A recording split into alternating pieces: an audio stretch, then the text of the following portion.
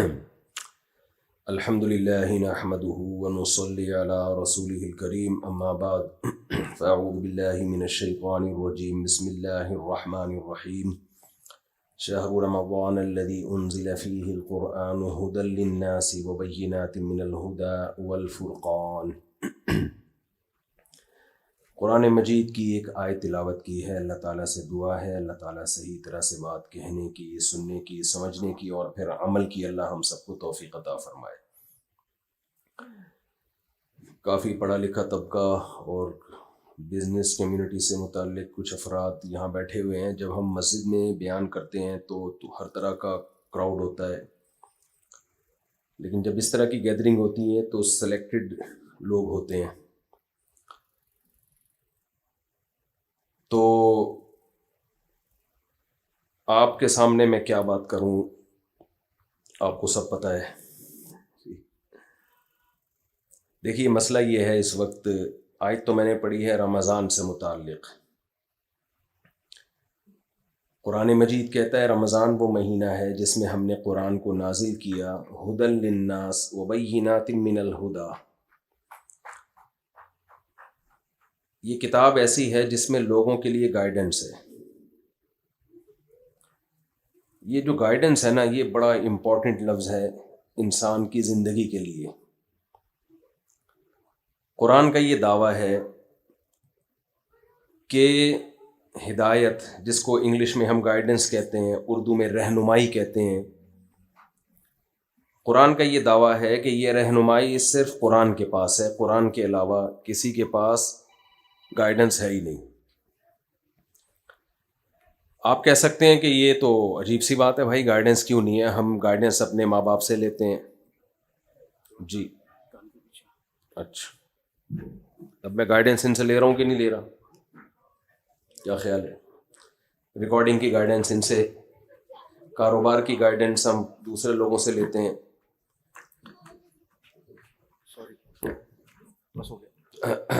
اور آپ کی طبیعت خراب ہو جائے تو ڈاکٹر سے آپ ہدایت لیتے ہیں، رہنمائی لیتے ہیں۔ تو ہم تو زندگی کے بہت سارے شعبوں میں مختلف قسم کے لوگوں سے گائیڈنس لیتے رہتے ہیں۔ قرآن کہہ رہا ہے کہ گائیڈنس صرف کس کے پاس ہے؟ قرآن کے پاس ہے۔ تو عجیب سی بات ہوئی، سمجھ میں آنے والی بات تو بظاہر نہ ہوئی ہے۔ بظاہر میں نے سوچ سمجھ کے لگایا ہے، اس لیے کہ اگر بظاہر کے بغیر کہہ دیتا کہ سمجھ میں آنے والی بات نہ ہوئی تو کلپ چل جاتا اور گستاخی اور توہین قرآن کا کیس چل کے پھانسی ہو جاتی۔ سمجھ رہے ہیں کہ نہیں سمجھ رہے کہ مفتی صاحب نے کہہ دیا کہ یہ تو غلط معلوم ہو رہا ہے۔ تو یہ پاکستان میں اس وقت مذہب کا یہ حصہ رہ گیا ہمارے سامنے، سمجھ رہے ہیں؟ مذہب اس چیز کا نام ہے، اڑا دو پھوڑ دو، کوئی پتھر سے نہ مارے میرے دیوانے کو، بم کا زمانہ ہے اڑا دو سالے کو۔ سنا ہوگا نا آپ نے، کوئی حسن حاضر ہے محبت کی سزا پانے کو، اصل میں یوں تھا۔ میری عادت ہے اب چٹکلوں کی، وہ میں باز نہیں آتا۔ محبوبہ نے کہا تھا پرانے زمانے میں کہ بھئی میرے حسن کی وجہ سے یہ مجھ پہ عاشق ہوا ہے تو سزا مجھے ملنی چاہیے، اس بیچارے کو کیوں مار رہے ہو؟ بھائی یہ ای کو ختم کریں، جیسے نارمل آواز ہے نا وہی رکھیں۔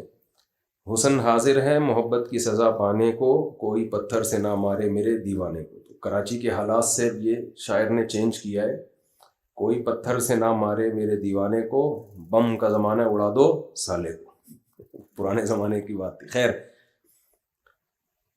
تو بھائی ہم تو مختلف زندگی کے شعبوں میں ہدایت ہم لیتے رہتے ہیں، لیکن قرآن کہہ رہے کہ ہدایت اور گائیڈنس صرف کس کے پاس ہے؟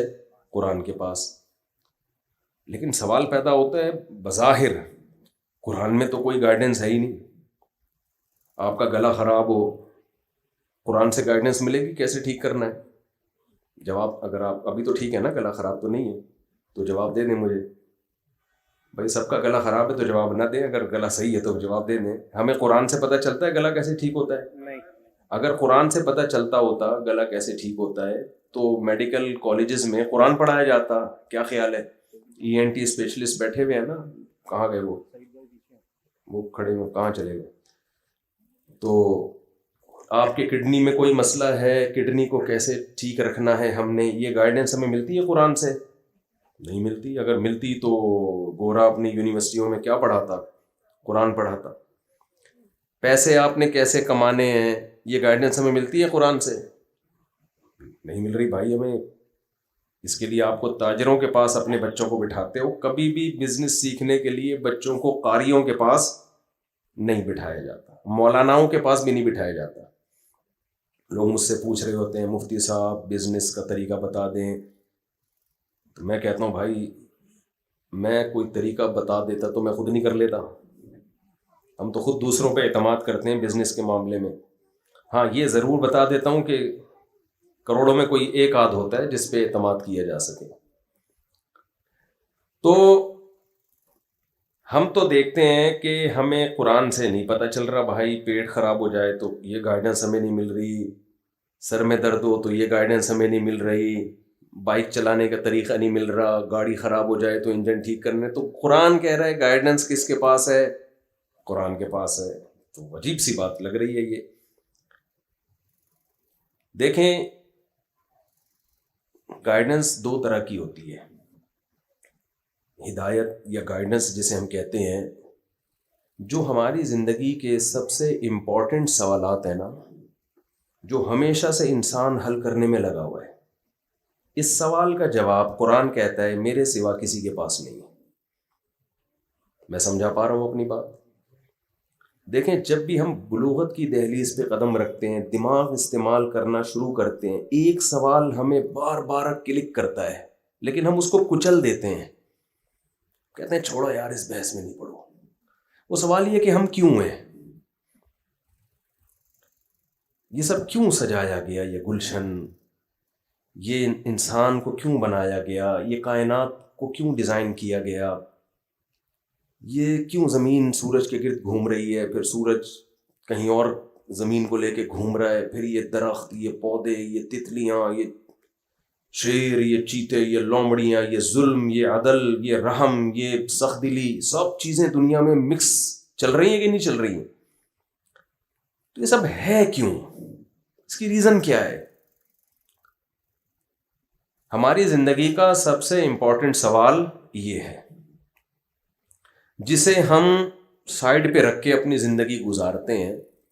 سائڈ پہ رکھنا اس لیے ضروری ہے کہ لائف کو انجوائے پوری طریقے سے انسان جب ہی کر سکتا ہے جب اس سوال میں پڑھنے کی ٹینشن نہ لے. وہ اگر آپ اس سوال کے جواب میں پڑھنے کی ٹینشن لیں گے تو بہت ساری پیچیدگیاں پھر زندگی میں کھڑی ہو جائیں گی کہ ہم کیوں ہیں. یہ سوال جو ہے نا, میں آسان سی مثال سے بات سمجھاتا ہوں. آپ کو کسی کمپنی نے پروجیکٹ دے کے امریکہ بھیجا بزنس کلاس میں, اس میں کچھ ڈاکٹرز بھی تھے, کچھ انجینئرز تھے, وہاں ایک بلڈنگ بنانی تھی. ڈاکٹروں کا کام یہ تھا کہ یہاں جو بیمار ہو جائیں گے تو وہی ٹھیک کرنا ہے آپ نے ان کو. جو سول انجینئر تھے میپ بنانا ہے, کچھ دوسرے انجینئر تھے انہوں نے یہ کرنا ہے وہ کرنا ہے. پورا پروجیکٹ دے کے پوری تیاری کر کے اور پیسے ویسے بھی آپ کی پینٹ میں ڈال دیے کہ وہاں کھاؤ پیو, کوئی ٹینشن نہ ہو. کام آپ کا کیا ہوگا, یہ پروجیکٹ ہمیں 1 سال میں کمپلیٹ کرنا ہے. اب آپ گئے امریکہ گئے تو ایک الگ دنیا نظر آئی, وہاں نائٹ کلب بھی, وہاں شراب. یہاں پھر بھی انسان چھپ چھپا کے جا رہا ہوتا ہے. میں افریقہ میں نے نائٹ کلب دیکھے تو میں نے کہا ان سے تو ہمارے چائے کے ہوٹل اچھے ہیں. غریب ملکوں میں بھی نائٹ کلب بنائے ہوئے ان لوگوں نے. ان غیر مسلموں میں تو نائٹ کلب لازمی ہے لیکن غریبوں والے نائٹ کلب ہیں. تو جہاں اسلام نہیں ہوگا تو نائٹ کلب زندگی کا حصہ, شراب کباب, کیونکہ پھر لائف کا مقصد انجوائمنٹ کے بغیر کچھ بچتا نہیں ہے. تو اب آپ وہاں گئے, آپ نے ایک عجیب دنیا دیکھی. یار یہ تو علی رنگینیاں, یہاں تو شراب بھی ہے, زنا بھی ہے, عیاشی بھی ہے, کوئی ٹینشن نہیں ہے.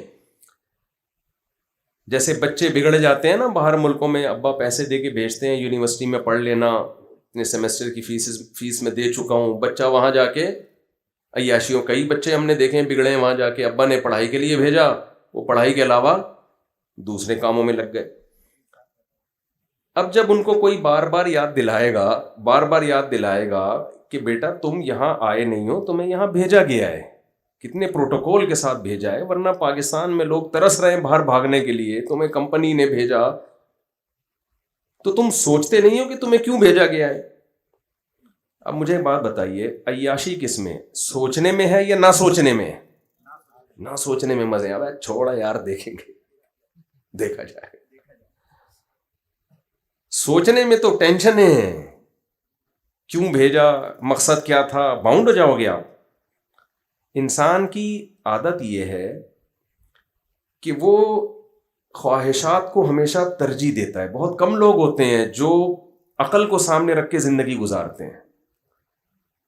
ہم جب سے بالغ ہوتے ہیں نا، ہماری عقل اور دل کی خواہشات، ان کا ہمیشہ جھگڑا اور پھڈا ہی رہتا ہے. عقل کیا کہتی ہے، سگریٹ پیو کہ نہیں پیو؟ نہ پیو. لیکن دنیا میں کروڑوں لوگ ہیں جو سگریٹ پیتے ہیں. عقل کا کیا کہتی ہے، شراب ہونی چاہیے سوسائٹی میں کہ نہیں ہونی چاہیے؟ نہیں. باہر ملکوں میں آپ دیکھیں، وہاں جو ایکسیڈنٹ ہوتے ہیں وہ اکثر شراب پی کے ہی ہوتے ہیں. لیکن دل کیا کہتا ہے، بھائی یہ سب چیزیں لیگل ہونی چاہیے. بہت ساری مثالیں ہیں. عقل کیا کہتی ہے، جس ماں باپ اور ماں نے تمہیں پالا تو بڑھاپے میں ان کو پالو یا اولڈ ہاؤس میں جمع کرا دو. جواب دینا، پالو نا. لیکن دل کیا کہتا ہے، گوروں کا دل. ہم تو کلچر کے میں باؤنڈ ہوئے ہیں نا تھوڑے سے اب، ورنہ یہاں بھی دل یہی لوگوں کا کر رہا ہوتا ہے کہ ابا اولڈ ہاؤس میں ہی رہیں تو زیادہ اچھا. ان کا تو کلچر نہیں ہے، تو وہ فوراً کہاں لے جاتے ہیں اس کو، ابا اماں کو اولڈ ہاؤس میں. تو پوری زندگی ہماری عقل اور دل کے جھگڑوں میں گزرتی ہے. اس وجہ سے ہم خواہشات کو جب غالب رکھتے ہیں تو ہم یہ سوچتے ہی نہیں ہیں کہ ہم کیوں ہیں. ہم کیوں ہیں. قرآن کا یہ دعویٰ ہے کہ انسان کیوں ہے، اس سوال کا جواب صرف کس کے پاس ہے، قرآن کے پاس. اور اللہ کہتا ہے یہ میرے علاوہ کسی کے پاس جواب ہو بھی نہیں سکتا، کیونکہ بھیجا میں نے ہے. کمپنی جس نے آپ کو بھیجا ہو کسی پروجیکٹ کو دے کر، وہ کمپنی یاد دلائے گی کہ تو پیڑے کھا رہا ہے وہاں بیٹھ کے. بزنس کلاس میں ہم نے تمہیں بھیجا، وہاں تمہیں پروجیکٹ دے کے بھیجا، تم عیاشیوں میں لگ گئے. تو یہ بار بار یہ ٹینشن کس کو ہوگی، کمپنی کو ہوگی، آپ کو تھوڑی ہوگی. جس نے بھیجا ہے یہ ٹینشن اس کی ہے، وہ یاد دلائے گی کمپنی. آپ کے ابا نے آپ کو پڑھائی کے لیے بھیجا، آپ کا ٹکٹ کروایا، آپ کو بھاری بھرکم فیسیں بھری اور مستقبل کی امید پہ بیٹھ گئے کہ میرا بچہ پڑھ کر آئے گا تو یہ کرے گا وہ کرے گا. تو وہاں دوست آپ کو یاد دلائیں نہ دلائیں، ابا فون کر کر کے یاد دلائے گا. تو جو بھیجتا ہے نا، یہ اس کے ذمہ ہوتا ہے کہ وہ بتائے کہ میں نے کیوں بھیجا.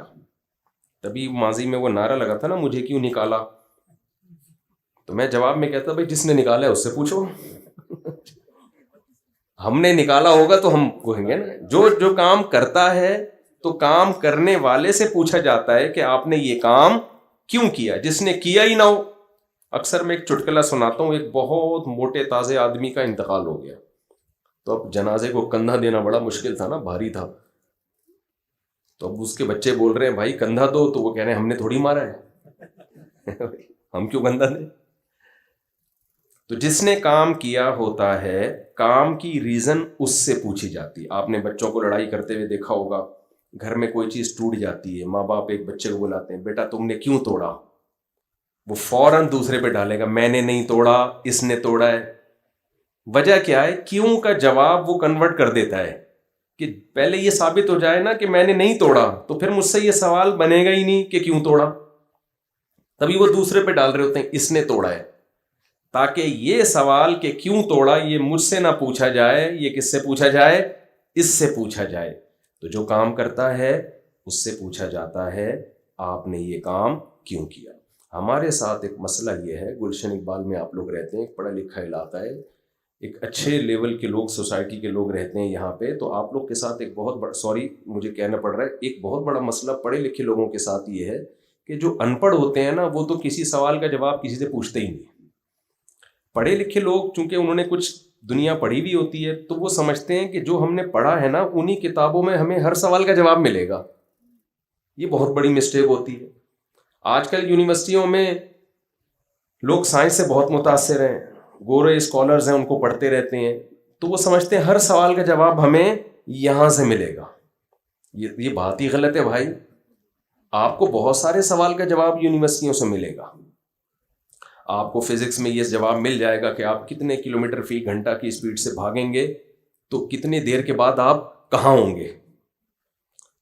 یہ اس سوال کا جواب آپ کو ملے. کون سے کیمیکل کو کون سے کیمیکل سے ملائیں گے تو کیا بنے گا، اس کا جواب آپ کو سائنسدان دیں گے، کیمسٹری کے جو سائنٹسٹ ہیں وہ آپ کو دیں گے. آپ کے پیٹ میں درد ہو تو کس قسم کا درد ہو تو کون سی دوا کھانے سے آپ کا وہ درد ٹھیک ہوگا، اس سوال کا جواب آپ کو سائنٹسٹ دیں گے، جو میڈیکل سائنس سے متعلق ہیں وہ جواب دیں گے. لیکن میرے بھائی ہم کیوں ہیں، یہ کائنات کیوں بنی ہے، تو یہ سائنسدانوں نے بنائی نہیں ہے، نہ ہمیں سائنسدانوں نے بنایا ہے، نہ اس کائنات کو سائنسدانوں نے بنایا ہے. سائنسدان یہ بتا سکتے ہیں کہ کیسے بنی ہے. دھماکہ ہوا تھا اور ڈھن ڈھن کر کے یوں ہو گیا تھا، بن گئی تھی. کس نے دھماکہ کیا، اس کے پیش نظر اس خوبصورت ترین دھماکے سے مقصد کیا تھا اس کا. کھربوں سال بغیر دھماکے کے بھی تو گزر ہی گئے تھے نا. کیا خیال ہے؟ سائنسدان بتاتے نا اتنے کھرب سال ہماری کائنات پرانی ہے، تو کائنات کی جو اسٹارٹنگ ہے وہ اتنے کھرب سال پہلے ہے، اس سے پہلے بھی تو کچھ ہوگا نا. اس کا تو ہمیں نہیں پتا وہ کھرب ہے ارب ہے کیا ہے، وہ اس کا تو کوئی بتا ہی نہیں سکتا. تو اتنے عرصے تک تو کچھ بھی نہیں تھا. تو یہ کیوں ہوا دھماکہ، اور اتنا خوبصورت دھماکہ ہوا، اور ایسا خاندانی دھماکہ. کراچی میں جو دھماکے ہوتے ہیں اس سے تو تباہی بربادی ہو جاتی ہے. آپ دیکھ رہے ہیں جتنے بھی دنیا میں دھماکے ہوئے ہیں آج تک کوئی خوبصورت نظام اس دھماکے سے وجود میں آیا؟ اللہ نہ کرے، ڈر کے بھاگ نہیں جائیے گا، اللہ نہ کرے یہاں دھماکہ ہو جائے، مثال دے رہا ہوں. تو آپ کا کیا خیال ہے، اس بوتل کا ڈھکن اگر نیچے ہوگا تو اس دھماکے کے نتیجے میں یہ ہو سکتا ہے کہ دھڑام سے بوتل پہ آگے ہو جائے ہیں؟ یہ تو ہو سکتا ہے کہ ڈھکن اڑ کے دور گرے اور بوتل کا پانی باہر ہو جائے اور سب دائیں بائیں ہو جائے، سارا سیٹ اپ تباہ و برباد ہو جائے. ایسا نہیں ہو سکتا کہ ہم بوتلیں ادھر پڑی ہوئی ہوں، ڈھکن ادھر ادھر گرے ہوئے ہوں اور دھماکہ ہو اور یہ خوبصورت محفل جم جائے. تو ایسا دھماکہ نہیں. اور جو ماہرین ہیں وہ کہتے ہیں وہ جو بگ بینگ تھیوری ہے، یہ دھماکہ سیکنڈ کے کروڑواں حصے میں بھی اگر تھوڑا سا فرق ہو جاتا ہے نا، معمولی سا، تو یہ اتنا خوبصورت نظام وجود میں نہیں آتا. اور یہ جو کہتے ہیں جو زمین وجود میں آئی، پھر زمین میں پانی، پھر پانی سے پھر زمین کا 23 ڈگری جھک جانا، یہ سب ایسی خوبصورت کیلکولیشن ہے کہ ان میں سے اگر کچھ بھی کوئی بھی چیز نہ ہوتی تو یہ سب کچھ نہ ہوتا. مثال کے طور پر زمین سورج سے تھوڑا اور دور ہو جاتی تو ٹیمپریچر اتنا ڈاؤن ہو جاتا کہ زندگی نہ ہوتی. تھوڑا سا قریب ہو جاتی تو ہم سب تکے کباب بنے ہوئے ہوتے. کیا خیال ہے؟ اگر پیدا ہوتے، اول تو ہوتے ہی نہیں پیدا، کباب بنے ہوئے ہوتے ہم سب. یعنی ایک ایک چیز انسانی حیات کے لیے سوٹیبل ہے، پرفیکٹ بالکل. پانی بھی، آکسیجن بھی، ٹیمپریچر بھی، پھر گریوٹی بھی، پھر چاند بھی. اگر چاند نہ ہوتا تو بھی بہت زمین آڑی ترچھی ہو جاتی ہے ہماری. 2 چاند ہوتے تو وہ زیادہ مسئلہ ہو زمین کو، یہ جیسے کسی کی جڑواں بچے ہو جائیں نا بچے سنبھالنے کا تجربہ نہ ہو اور جڑواں ہو جائے. تو اتنی بہترین کیلکولیشن، اتنی بہترین کیلکولیشن جو زندگی کے لیے ضروری تھی. اچھا، میں نے ایک دفعہ اس پہ بیان کیا کہ بھائی دیکھو یہ کچھ نہ ہوتا تو زندگی نہ ہوتی. تو ایک ایتھیسٹ نے اس پہ اعتراض کیا، بھائی ہم نہیں ہوتے کوئی اور مخلوق ہوتی، ہم نہیں ہوتے تو ایسی مخلوق ہوتی جو کچھ اور ہوتی. بھائی تو پھر ہے کیوں نہیں؟ کسی اور سیارے پہ ایسی کوئی مخلوق ہے کیوں نہیں؟ یعنی ان کا مقصد یہ تھا کہ یہ انسان کے لحاظ سے یہ سب انوائرمنٹ نہیں بنی ہے، انوائرمنٹ کی وجہ سے انسان بنا ہے. یعنی یہ والی انوائرمنٹ نہ ہوتی تو کوئی اور مخلوق بن جاتی. ایسا نہیں ہے. وَجَعَلْنَا مِنَ الْمَاءِ كُلَّ شَيْءٍ حَيٍّ، قرآن کہتے ہیں ہم نے ہر جاندار چیز کو کس سے بنایا؟ پانی سے. تو پانی سے ہر جاندار چیز کو ہم نے بنایا ہے. تو یہ انوائرمنٹ حیات کے لیے ضروری نہیں، انتہائی ضروری تھی. یہ کیلکولیشن آٹومیٹیکلی کسی حادثے کا نتیجہ بولیں نہیں ہو سکتی. پھر کتنی چیزوں کو آپ حسن اتفاق سے مانو گے؟ ہم کہتے ہیں نا بھائی حسن اتفاق ہے، کیسا ہو گیا؟ یوں ایک سیل بنا، پھر یہ ہوا، پھر یہ ہوا، پھر یہ ہوا، وغیرہ وغیرہ. وہ تو پورا لمبا چوڑا سیٹ اپ ہے ان کے پاس. یہ بار بار نہ ہلیں جلیں نہیں، پھر مجھے بہت ڈسٹربنس ہو رہی ہے. ہاں جی جی جی. تو یہ کہتے ہیں نا حسن اتفاق سے یہ سب کچھ ہو گیا. میں اکثر اس کی ایک مثال دیتا ہوں. حسن اتفاق سے یہ تو ہوتا ہے کہ آپ نے کسی سے کروڑوں روپے قرضہ لیا تھا اور بھاگے آپ جس بس میں چڑھے اتفاق سے وہ بھی اسی بس میں تھا. آپ نے مکان علاقہ چھوڑ کے کہیں اور گئے، پتہ چلا پڑوس میں بھی. یعنی قبح اتفاقات تو بہت ہوتے ہیں، ایسے حسن اتفاق نہیں ہوتے کہ آپ نے کسی سے 1 کروڑ روپے لیے، جیسے ہی لیے اس کا انتقال ہو گیا، وہ آپ کے ہو گئے 1 کروڑ. پھر آپ نے اس سے 1 کروڑ روپے قرضہ لیا، اگلے دن جس سے قرضہ لو ساری دنیا مر جائے گی، وہ نہیں مرتا. وہ نہیں مرے گا. یہ تو خیر ایک سمجھانے کے لیے مثال دے رہا ہوں. تو لا آف چانس، کچھ چیزیں بائی چانس ہو جاتی ہیں نا.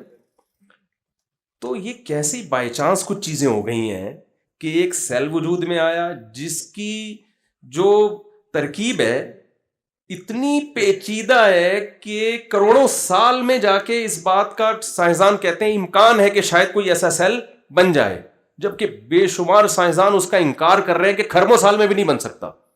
چلو فرض کر لیا اتفاق، حسن اتفاق سے ایک بن گیا. پھر حسن اتفاق سے اس میں ایسے سافٹ ویئر انسٹال ہو گئے کہ وہ 1 کے 2 بھی ہو رہا ہے، 2 کے 4 بھی ہو رہے ہیں. پھر حسن اتفاق سے، وہ اتنی اردو تو آتی ہے نا، حسن تو سمجھتے ہی ہوں گے سب لوگ، اتفاق رہ گیا.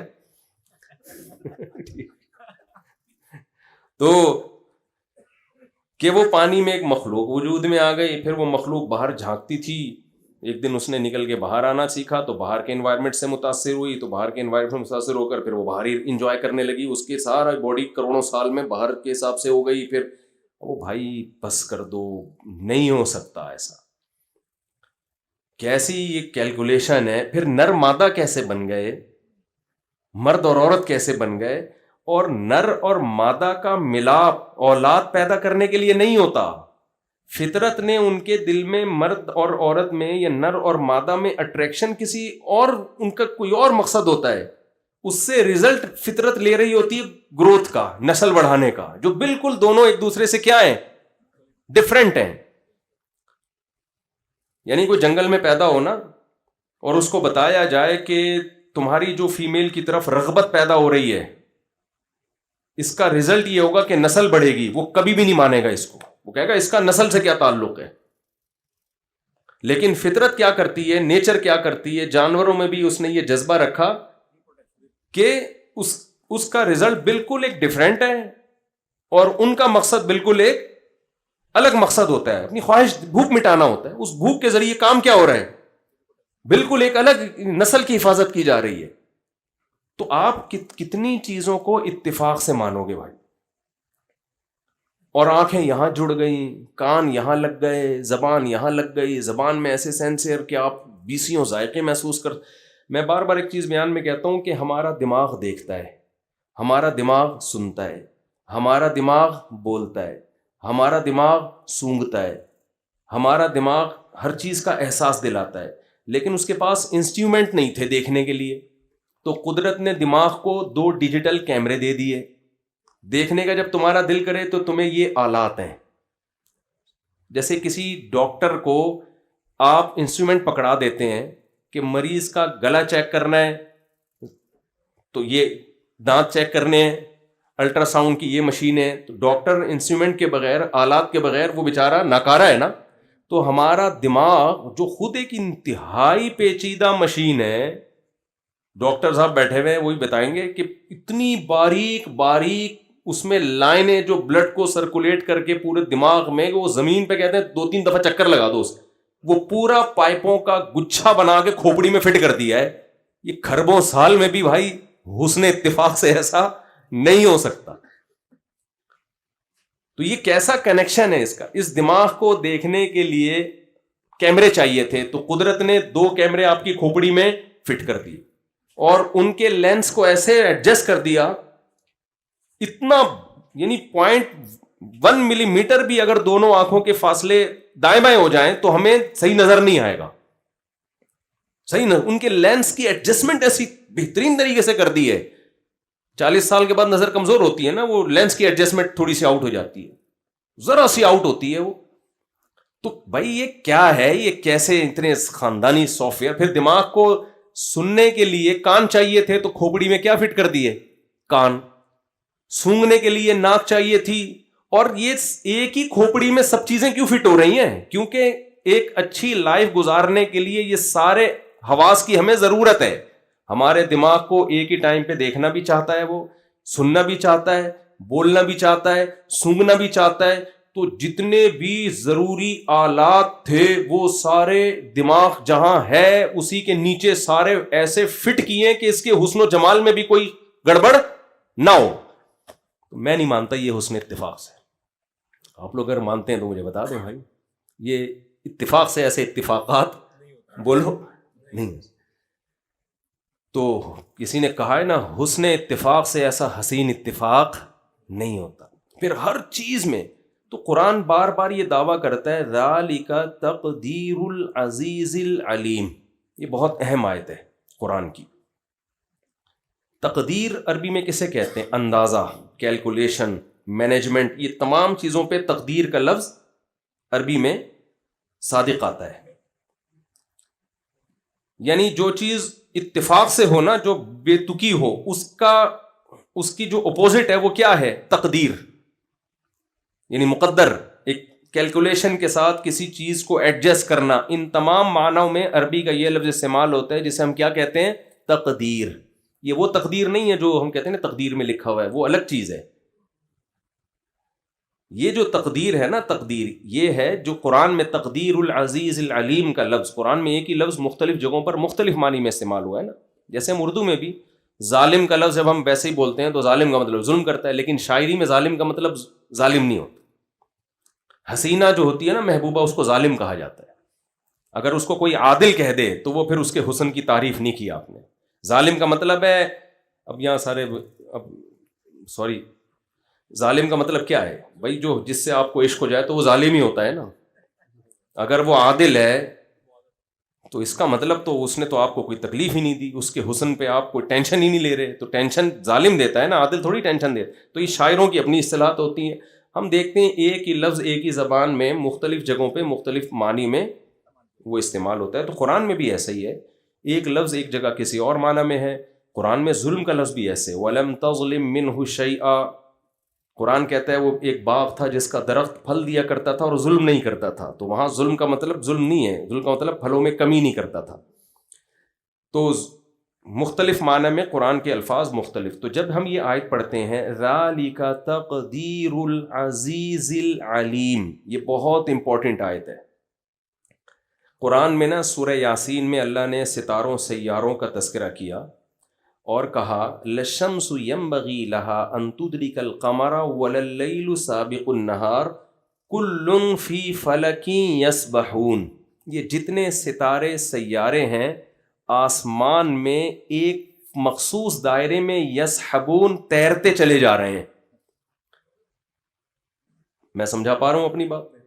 یہ جو نظام ہے نا پورا, یہ تیر رہے ہیں. حالانکہ پانی تھوڑی ہے جو تیر رہے ہوں گے. تیرنے کا لفظ اسموتھلی بالکل, یعنی ایسا نہیں ہے کوئی اسپیڈ بریکر آ رہا ہو یا کوئی تھوڑا سا یوں ہل گئے ہوں, آگے ہوائیں تیز آئی ہوں تو یوں ہو گئے ہوں. بالکل جیسے کوئی سوئمر بہترین تیرتا ہوا جا رہا ہوتا ہے, بالکل ایسے ہی یہ سب کے سب ایک مخصوص دائرے میں تیر رہے ہیں. تو قرآن نے یہ دعویٰ کر کے کہا یہ حسن اتفاق نہیں ہے, یہ خود بخود نہیں ہوا. ذالک تقدیر, یہ مینجمنٹ ہے, کیلکولیشن ہے. اب تقدیر کا مطلب سمجھ میں آیا کہ یہ تقدیر یہ اپوزٹ ہے, کچھ کام اتفاق سے ہو جائے. تو اللہ کہہ رہے ہیں یہ اتفاق سے نہیں ہو رہا, یہ مینجمنٹ ہے, یہ کیلکولیشن ہے. باقاعدہ کس سیارے کو, کس ستارے کو کتنی اسپیڈ پہ کس مدار میں دوڑنا ہے تاکہ یہ نظام کائنات چلتا رہے. پھر زمین کو جو 23 ڈگری جھکا کے گھما دیا, ہر چیز میں قرآن کہہ رہا ہے یہ نہیں ہو سکتا. تم اس میں جب غور کرو گے تمہیں پتہ چلے گا یہ کیلکولیشن ہے. اور قرآن پھر آگے یہ دعویٰ کر رہے یہ کیلکولیشن بھی کسی معمولی ذات کی طرف سے نہیں ہے. جب تم اس میں غور کرو گے تمہارے سامنے 3 چیزیں نکل کے آئیں گی. ہم جب کائنات میں غور کرتے ہیں نا تو ہم یہاں تک غور کرتے ہیں کہ یہ بوتل کیسے بنی اور اس پہ ڈھکن کیسے لگا اور اس کے اندر کیا ہے. اس سے آگے نہیں جاتے کہ یار اس کو کس کمپنی نے بنایا. دنیا میں تو ہم چلے جاتے ہیں, یعنی دنیا میں تو ہم چلے جاتے ہیں اس کو کس کمپنی نے بنایا اور کیوں بنایا وغیرہ وغیرہ. لیکن جب ہم اس کائنات میں غور و فکر کرتے ہیں تو کیسے بنی اس میں تو غور ہوتا ہے. بنانے والا کون ہے اور اس کی کیا صفات ہو سکتی ہیں, اس سوال کو ایسے پی جاتے ہیں جیسے آپ دوسری شادی کرتے ہوئے پکڑے جائیں اور بیگم آپ سے پوچھ لے کہ میں نے سنا ہے کہ آپ نے کر لی, تو آپ کی حالت کیا ہوتی ہے؟ آپ کوشش کرو گے ٹاپک چینج ہو, ٹاپک چینج ہو, گھماؤ گے ادھر ادھر, بھائی کیا آگے شادیوں کے علاوہ کوئی اور بات نہیں آتی بیگم تمہیں. تو دنیا اس سوال کو پی رہی ہے, جبکہ قرآن سب سے زیادہ فوکس اسی سوال کو کرتا ہے. ان فی خلق السماوات والارض واختلاف اللیل والنہار لآیات لأولی الالباب. اللہ کہتے ہیں زمین اور آسمان کے بنانے میں, دن رات کے عدلنے بدلنے میں, اور یہ ساری چیزوں میں عقل مندوں کے لیے بڑی بڑی نشانیاں ہیں. بھائی نشانیاں عقل مندوں کے لیے ہیں تو وہ ان نشانیوں میں غور کر کے رزلٹ کیا نکالتے ہیں؟ آپ کہہ سکتے ہو انگریزوں نے ان نشانیوں پہ غور کر کے رزلٹ یہ نکالا کہ ہم سورج تک کیسے پہنچ سکتے ہیں, ہم چاند تک کیسے پہنچ سکتے ہیں. یہ رزلٹ نکالنے پر بھی اللہ کی طرف سے کوئی پابندی نہیں ہے, یہ گائیڈنس آپ کو مل جائے گی سائنسدانوں سے. قرآن کسی اور گائیڈنس کی بات کر رہا ہے. قرآن کہہ رہے جب جو اس کائنات میں غور کرتے ہیں تو وہ اس نتیجے تک پہنچتے ہیں ربنا ما خلقت ھذا باطلا, اے اللہ تو نے یہ سب بیکار پیدا نہیں کیا, ایویں ہی نہیں پیدا کر لیا ہے ایویں, یا تو نے ایک دھماکے سے سب کچھ توڑ تاڑ کے برابر ویسے ہی, یہ نہیں ہو سکتا. انسانی فطرت اس بات کو کبھی قبول نہیں کر سکتی کہ بنانے والے نے ویسے ہی بنا دیا اور اس کے پیچھے کوئی مقصد تھا ہی نہیں, بس ویسے ہی, یہ نہیں ہو سکتا. تو میں وہ پہلے ذالک تقدیر العزیز العلیم کو ذرا تھوڑا سا اس کو ایکسپلین کروں. تو قرآن جب بھی اس کائنات میں غور و فکر کرنے کا حکم دیتا ہے تو قرآن کہتا ہے یہ خود بخود نہیں ہے. ایک اور آیت ہے نا, ام خلقوا من غیر شیء ام هم الخالقون. قرآن کہتا ہے کیا تم خود سے بن گئے ہو یا تم نے خود اپنے آپ کو بنا لیا ہے؟ بھائی جواب نہیں دیا اس سوال کا. بعض جواب اتنے واضح ہوتے ہیں کہ قرآن سوال کر کے چھوڑ دیتا ہے. جیسے مشرکین سے قرآن نے جب خطاب کیا, امن جعل الارض قرارا وجعل خلالها انہارا وجعل لها رواسي وجعل بین البحرین حاجزا.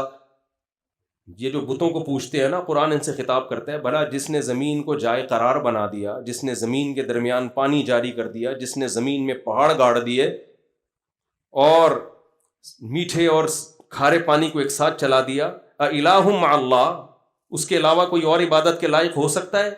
آگے جواب نہیں دیا, اس لیے کہ یہ تو 2 اور 2 4 کی طرح بات ہے کہ نہیں ہو سکتا. بھائی یہ پتھروں کے بنے ہوئے بتوں کے سامنے کیا جھکتے ہو, ان کا کیا تک بنتا ہے کہ گائے کی عبادت کر رہے ہو یا سورج کی عبادت کر رہے ہو, یہ کیا کر رہے ہو. تو یہاں بھی قرآن نے سوال کر کے چھوڑ دیا ہے, ام خلقوا من غیر شیء ام هم الخالقون.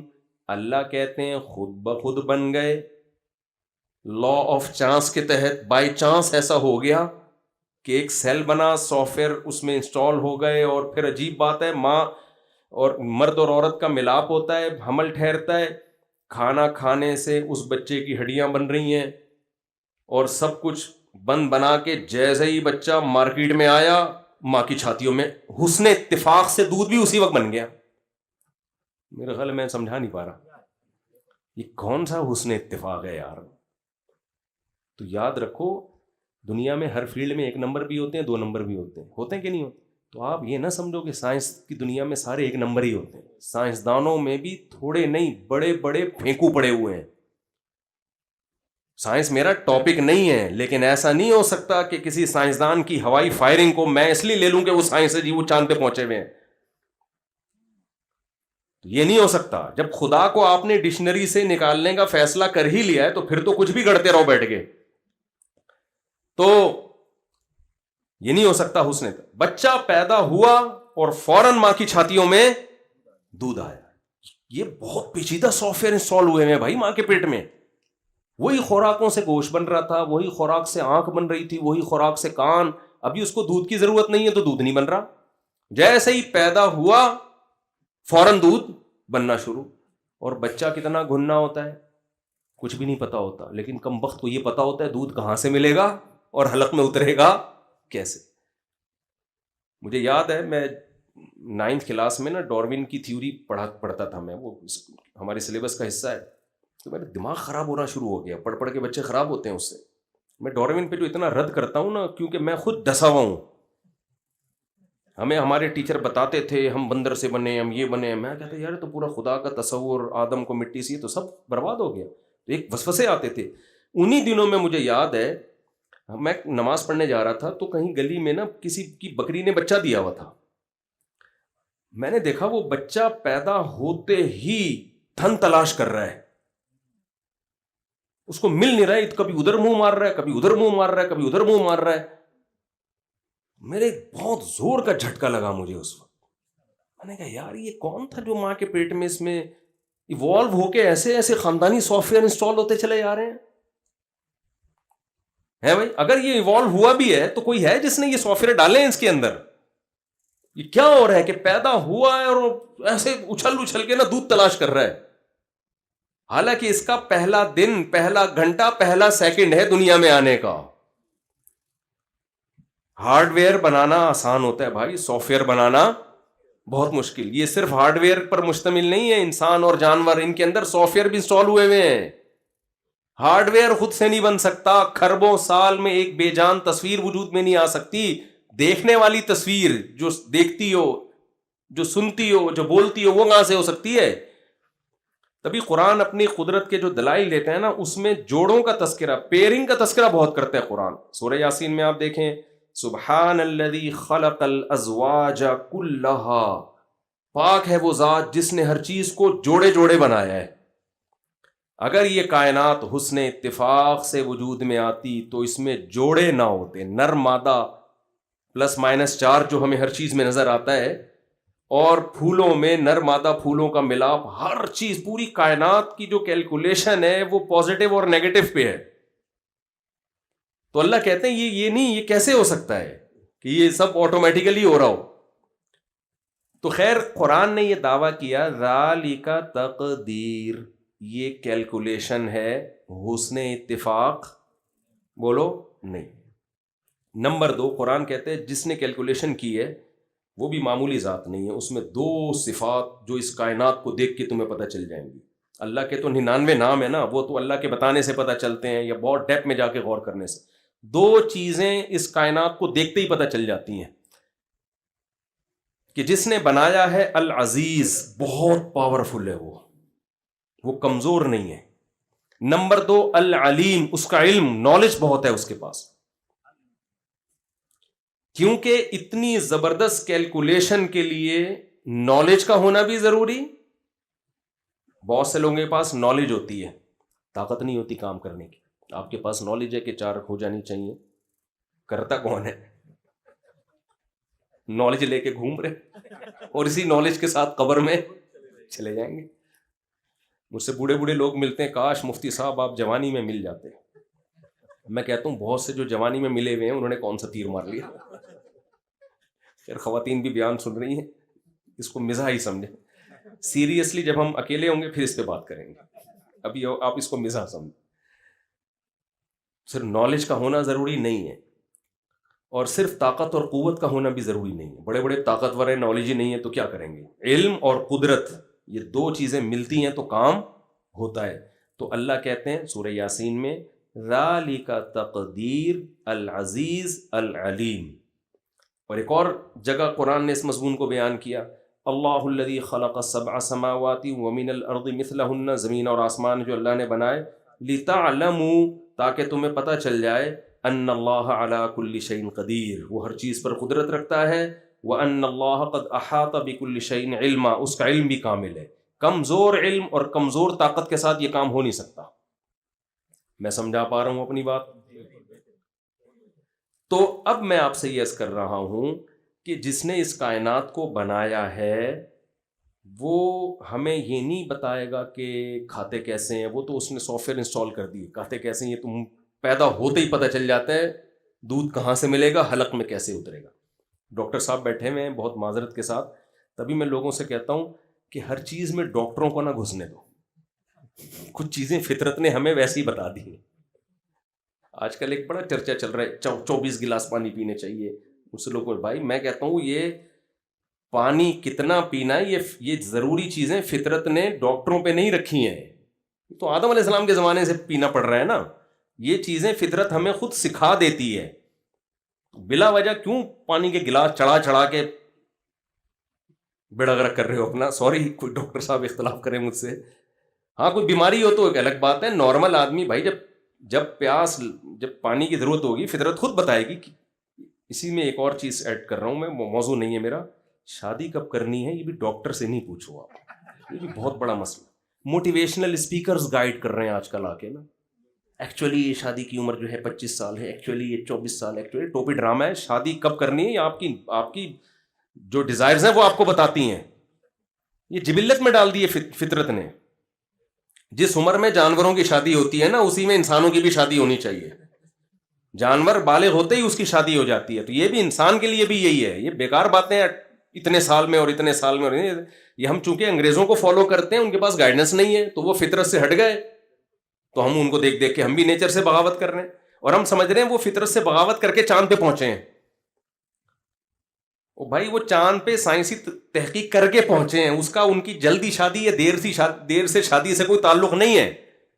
مثال کے طور پر تو چرس بھی پیتے ہیں، برازیل میں تو آپ کو پتہ ہے چرس لیگل ہے، بہت سے ملکوں میں چرس لیگل ہے، ہیروئن تو کرنی مجھے پتا، بہت سارے نشے لیگل ہیں اور وہ ترقی یافتہ بھی ہیں۔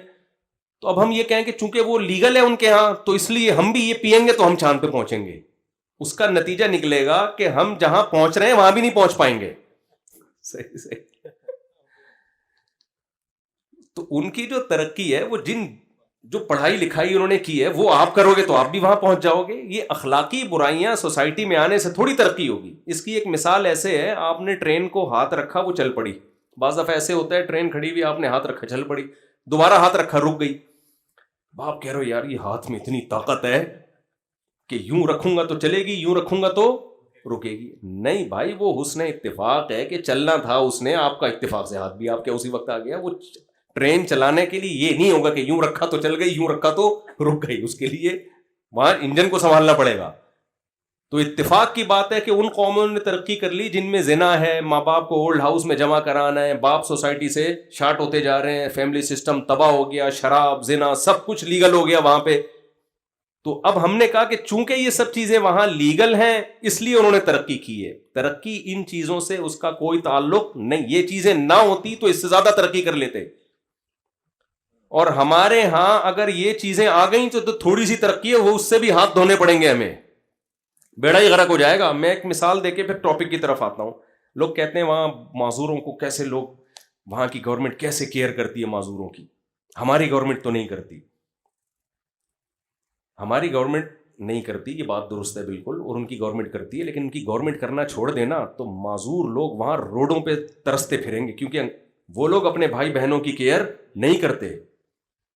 تو گورنمنٹ کی جو خوبی ہے وہ آپ ان قوم میں کیوں ڈال رہے ہو؟ ہماری اتنی کرپٹ گورنمنٹ ہو کے بھی معذوروں کا اتنا برا حشر نہیں ہوتا۔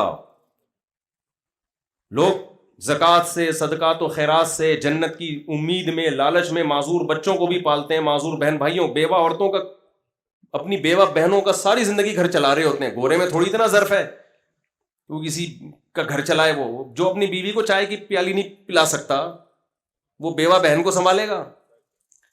آج مجھے کسی نے بتایا خواتین بائکیاں چلا رہی ہیں نا، کتنی ماڈرن ہو گئی ہیں خواتین، بائکیاں چلا رہی ہیں، سواریاں لے کے جا رہی ہیں، تو ان خواتین کے خلاف بات کریں آپ۔ میں نے کہا میں ان خواتین کے خلاف اس لیے بات نہیں کروں گا کہ جس عورت کو عزت کے ساتھ گھر میں مرد روزی روٹی دینے کے لیے تیار نہ ہو تو وہ کیا چلائے گی؟ بائکیں چلائے گی. تو یہ پڑھے لکھے لوگوں میں ایسا ہو رہا ہے کہ انڈیویجول لائف ہر آدمی کی کوئی ذمہ داری کی اٹھانی نہیں ہے. میرا انگریز کا یہی ویژن ہے, میری دولت میں. تو وہاں بھی خواتین بائکیاں بھی چلاتی ہیں, وہاں بھی خواتین جو سارے کام مرد کر رہے ہیں ان کو کرنے پڑتے ہیں. اسلام نے اس کا آلٹرنیٹ دیا ہے, بھائی عورت کو عزت کے ساتھ کون کھلائے گا؟ گھر میں شوہر کھلائے گا. شوہر نہیں کھلا رہا, اس کا بھائی کھلائے گا, اس کا باپ کھلائے گا. تو خیر کہاں سے کام چلے گئے. تو میں یہ عرض کر رہا تھا بھائی جس نے بنایا ہے وہ پرپز بتائے گا نا کیوں بنایا.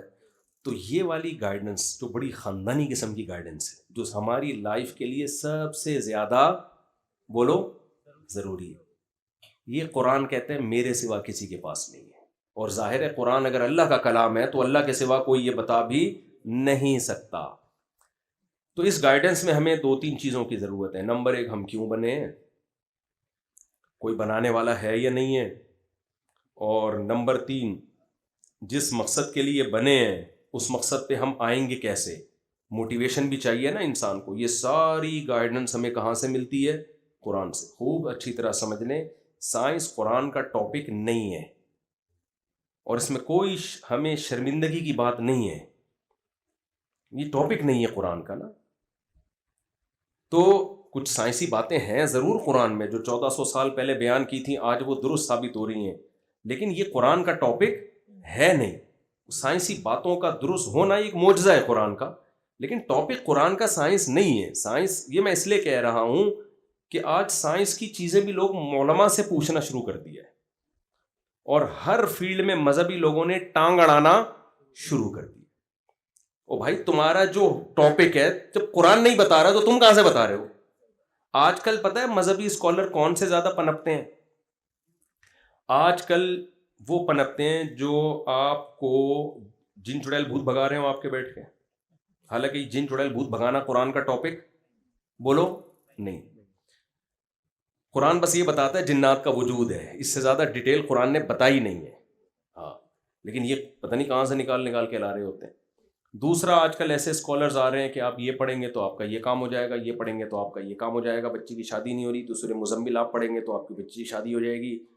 آپ کا کوئی قرضہ لے کے بھاگ گیا واپس نہیں کر رہا تو یہ والی صورت 3 دفعہ پڑھیں گے تو قرضہ بولو. حالانکہ کسی کا باپ بھی دیا ہوا قرضہ.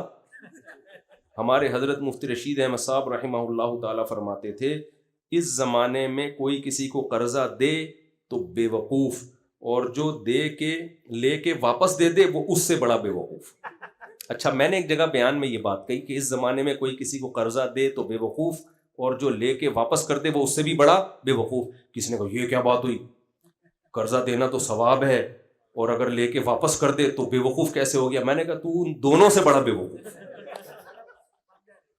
کہ تو یہ بات سمجھ. میں نے کہا تو جو ہے نا, میں نے کہا یہ تیسری قسم کا بے وقوف میرے سامنے نہیں تھا, اب ایک اور آ گیا. اس بات کا مطلب نہیں سمجھ رہا, وہ ان دونوں سے بڑا بے وقوف.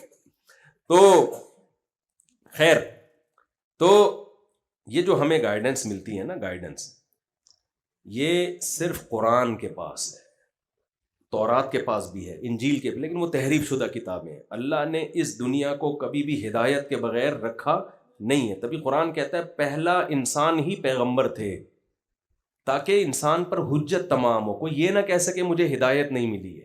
تو اللہ نے پہلا انسان ہی, اگر پہلا انسان پیغمبر نہ ہوتا تو وہ کہتا میں کہاں سے ہدایت لیتا. تو پہلا انسان ہی اللہ نے کس کو بنایا؟ پیغمبر کو. اور پھر ان کی نسلوں میں پیغمبر در پیغمبر. اللہ کہتے ہیں بے شمار, اور صرف اللہ ہی نہیں کہتے تو ہسٹری بھی کہتی ہے. آج دنیا میں یہودی, عیسائی اور مسلم ان تینوں کو ملایا جائے تو دنیا کی سب سے بڑی آبادی یہی ہے, باقی بہت تھوڑے رہ جاتے ہیں. تو آپ کا کیا خیال ہے یہ تینوں اتنی بڑی آبادی کے لوگ, ان سب کا ایمان ہے کہ آدم علیہ السلام بھی آئے, نوح علیہ السلام بھی آئے, ابراہیم علیہ السلام بھی آئے, یعقوب علیہ السلام بھی آئے, اسماعیل علیہ السلام بھی آئے, ادریس علیہ السلام بھی آئے, ہود علیہ السلام بھی آئے, اور صالح علیہ السلام بھی آئے, شعیب علیہ السلام, یہ سارے اتنے لوگ, جبکہ ان کی آپس میں دشمنیاں بھی ہیں, یہ ایک دوسرے کو مانتے بھی نہیں ہیں, پھر بھی یہ سب مانتے ہیں. پھر یہودی یہ بھی مانتے ہیں عیسیٰ علیہ السلام آئے, اگرچہ ان کو نبی نہیں مانتے, لیکن یہ مانتے ہیں کہ عیسیٰ ابن مریم آئے. پھر یہ بھی مانتے ہیں محمد صلی اللہ علیہ وسلم آئے, اگرچہ ان کو نبی نہیں مانتے, لیکن یہ مانتے ہیں کہ آئے.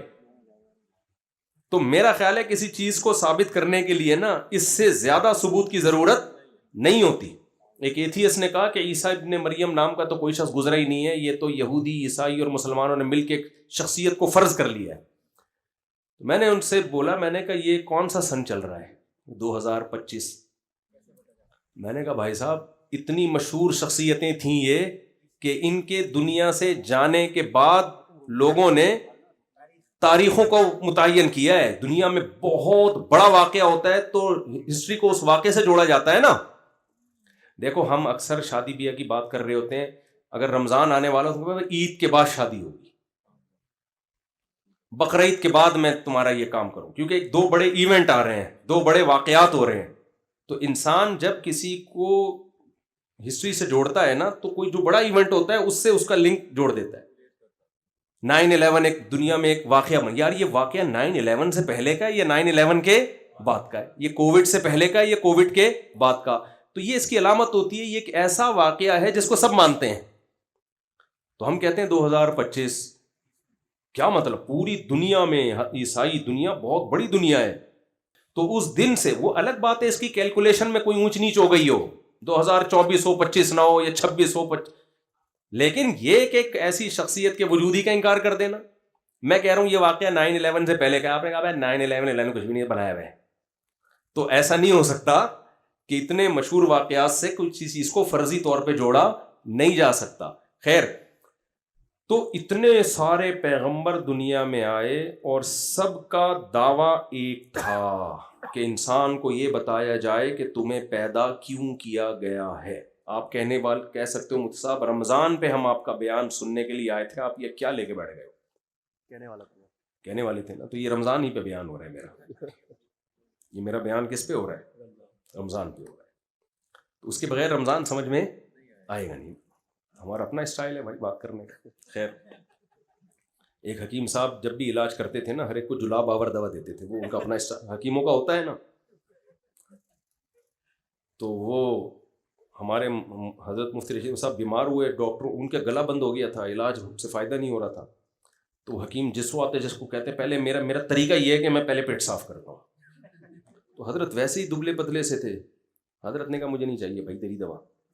تو وہ پھر ایک لطیفہ سناتے تھے، ایک حکیم صاحب ہر ایک کو کہتے تھے کہ بھائی جو بھی بیمار آتا کہتے ہیں پہلے اس کا مادہ فاسدہ نکلنا چاہیے، موشن کی دوا دی جائے اس کو، تاکہ مادہ جو فاسد مادے جمع ہو گئے پہلے وہ نکلیں گے پھر صحیح مادے جائیں گے اندر۔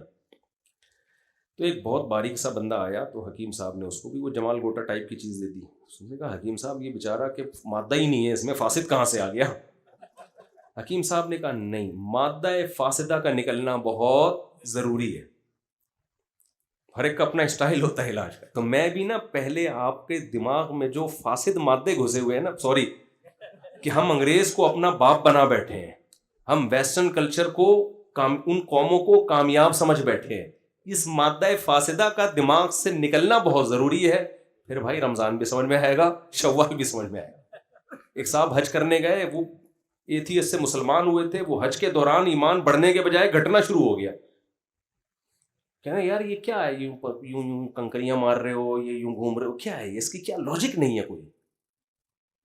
تو وہ کہہ رہے ہیں یار میرا تو ایمان بڑھنے کے بجائے کیا ہو گیا ہے؟ تو میں نے کہا آپ کا مادہ فاسدہ نکالنا پہلے ضروری ہے۔ پھر میں ان کو حج کا فلسفہ سمجھایا تو وہ اللہ کا شکر ہے، اچھا ان کو ڈرا اتنا دیا تھا وہاں مولانا لوگوں نے، بعض مولانا نے، کہ وہ مدینے کے آداب بتائے نا کہ مدینے میں ادب یہ ہے کہ اس کو یوں نہیں، یہاں کسی چیز پہ اعتراض نہیں کرنا، دہی کو یہ نہیں کہنا کھٹا دہی ہے، وہ اتنا ڈرا دیا ان کو۔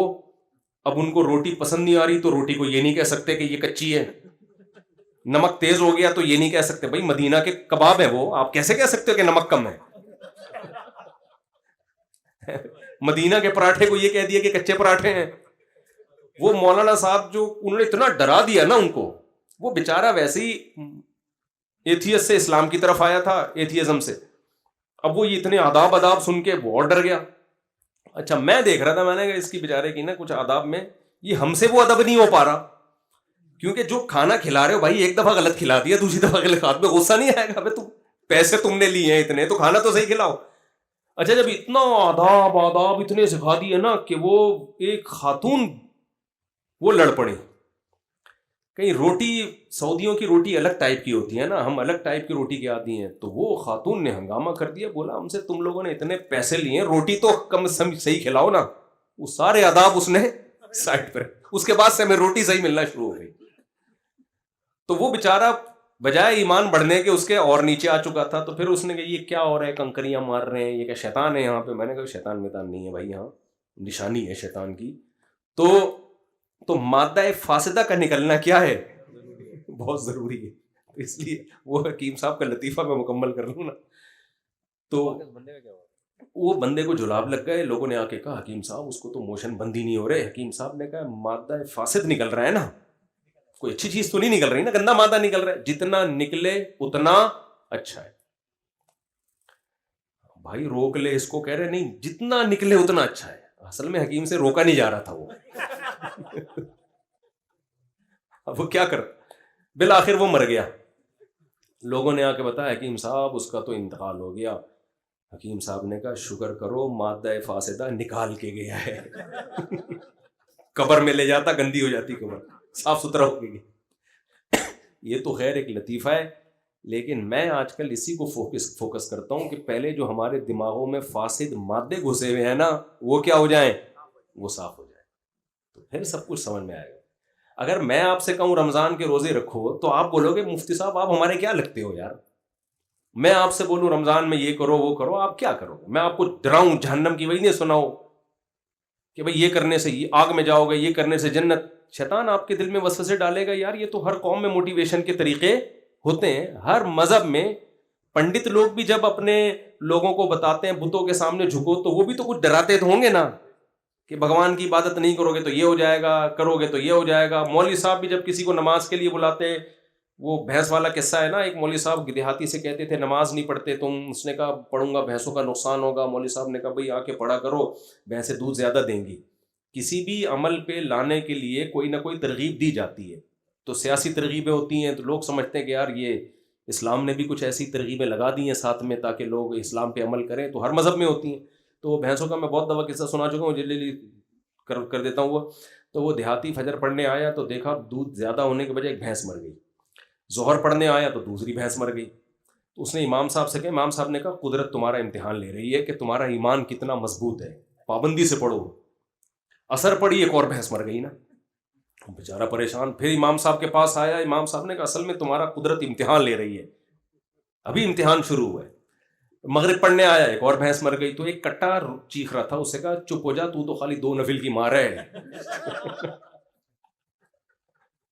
کہہ رہا ہوئے زیادہ شور نہ مچا, تو خالی 2 نفل کی مار ہے. تو اس کا یہ ایمان بن گیا تھا کہ بھائی نماز پڑھنے سے بھینس مرتی ہے.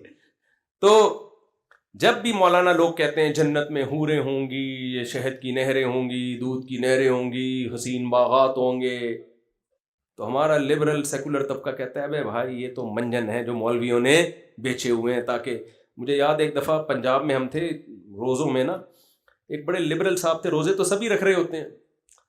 تو 15 روزے کے بعد وہ ہنسنے لگے افطاری میں, کہتے ہیں یار یہ مولویوں نے کس چکر میں لگا دی ہم لوگوں کو, یہ مولویوں نے ہمیں کس چکر میں لگا دیا. تو خیر, تو اس لیے یہ مادہ فاسدہ کا نکلنا جو ہے نا مرنے سے پہلے بہت ضروری ہے. تو اس لیے میں اتنی ڈیٹیل میں جا رہا ہوں, بس بات کو میں سمیٹتا ہوں. تو بھائی جس نے ہمیں بنایا ہے وہ ہمیں بتاتا ہے کہ میں نے تمہیں اچھا کہ وہ ہمیں بتاتا ہے کہ میں نے کیوں بنایا, اور میں تم سے کیا چاہتا ہوں. تو اللہ نے قرآن میں کئی جگہ اس بات کو ایکسپلین کیا ہے مختلف الفاظوں کے ساتھ. مختلف الفاظوں کے ساتھ اس لیے کہ تاکہ ایک بات کی کوئی دوسرا غلط تشریح نہ کر لے. اس لیے ایک جگہ کسی اور الفاظ, ایک جگہ کسی اور الفاظ, ایک جگہ کسی اور الفاظ. مثال کے طور پر قرآن نے کہا وما خلقت الجن والانس الا لیعبدون, میں نے انسان اور جنات کو اپنی عبادت کے لیے بنایا. اب اس کی غلط تشریح بھی ہو سکتی تھی, عبادت کا مطلب بس صبح شام نماز روزے میں رہو. جیسے پنڈت لوگ دیکھے ہیں نا آپ نے, وہ کہتے ہیں بھائی بالکل ہم ننگ دھڑنگ ہو کے نکل جاتے ہیں. یا پادریوں نے رہبانیت کو ایک فرض کیا ہوا تھا, تو اللہ نے دوسری جگہ ایکسپلین کر دیا کہ عبادت کا مطلب کیا ہے. وہ ایکسپلین اللہ نے یہ کیا هل اتى على الانسان حين من الدهر لم يكن شيئا مذكورا انا خلقنا الانسان من نطفة امشاج نبتليه, ہم اس کو آزمانا چاہتے تھے. فجعلناه سميعا بصيرا, ہم نے اس کو سنتا دیکھتا بنا دیا. اس میں یعنی اس میں یہ صلاحیتیں رکھ دیں. اور پھر اما شاکرا و اما کفورا, کچھ اس میں شکر گزار بن گئے، کچھ ناشکرے بن گئے. تو اس آیت سے پتہ چلتا ہے عبادت کا مطلب ہے شکر گزار بننا، اللہ کا شکر ادا کرنا. لیکن اس میں بھی ابہام ہے. بھائی شکر کا مطلب کیا ہے؟ آپ تھینک یو یا الحمدللہ کی کہتے رہو. تو قرآن نے ایک اور جگہ یعنی بتا دیا کہ عبادت اور شکر ایک ہی چیز کے دو نام ہیں. اور اس کا مطلب کیا ہے شکر گزار بننے کا؟ اس کا مطلب قرآن نے ایک اور جگہ بتایا.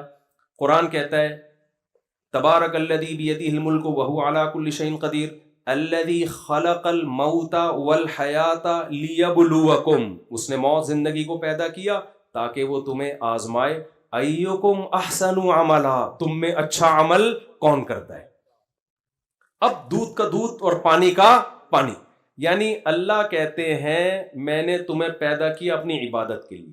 اللہ کہتے ہیں عبادت کا مطلب ہے تم میرے شکر گزار بنو، نا شکرے مت بنو. پھر اللہ کہتے ہیں شکر گزار کا مطلب یہ ہے کہ تم اچھا عمل کرو. کیا مطلب؟ انسان میں دو چیزیں ہوتی ہیں، اچھے بھی برے بھی. جانوروں میں ایک ہی اچھا برا ہوتا ہے. جانوروں میں بھائی جانور کو اللہ نے جیسا بنا دیا ویسے کا ویسا ہی رہے گا. جو وفادار جانور ہیں ہمیشہ وفادار. کتا وفا کرتا ہے تو ہمیشہ وفادار ہی رہے گا، وہ بے وفا ہو ہی نہیں سکتا. جو بزدل ہیں وہ ہمیشہ بزدل رہیں گے، جو بہادر ہیں وہ ہمیشہ بہادر. جانوروں میں اچھے برے نہیں ہوتے، موٹے تازے ہوتے ہیں. آپ جب قربانی کا بکرا لے کر آتے ہو، اچھا بکرا خریدا برا بکرا خریدا تو کیا مطلب؟ بے وفا ہے، جھوٹ بولتا ہے. اپنے ماں باپ کو اولڈ ہاؤس میں جمع کرایا ہوا ہے اس بکرے نے، امانت میں خیانت کرتا ہے، 2 نمبری کا 1.5 ہوشیار ہے نا. اچھے کا مطلب موٹا تازہ ہے، گوشت بہت نکلے گا. بیکار کا مطلب صرف سوپ بنا کے پی سکتے ہو، اس کا لاغر ہے. تو جو جیسا ہے ویسے کا ویسے ہی رہے گا بھائی. تبھی ان کے لیے جنت جہنم نہیں ہے.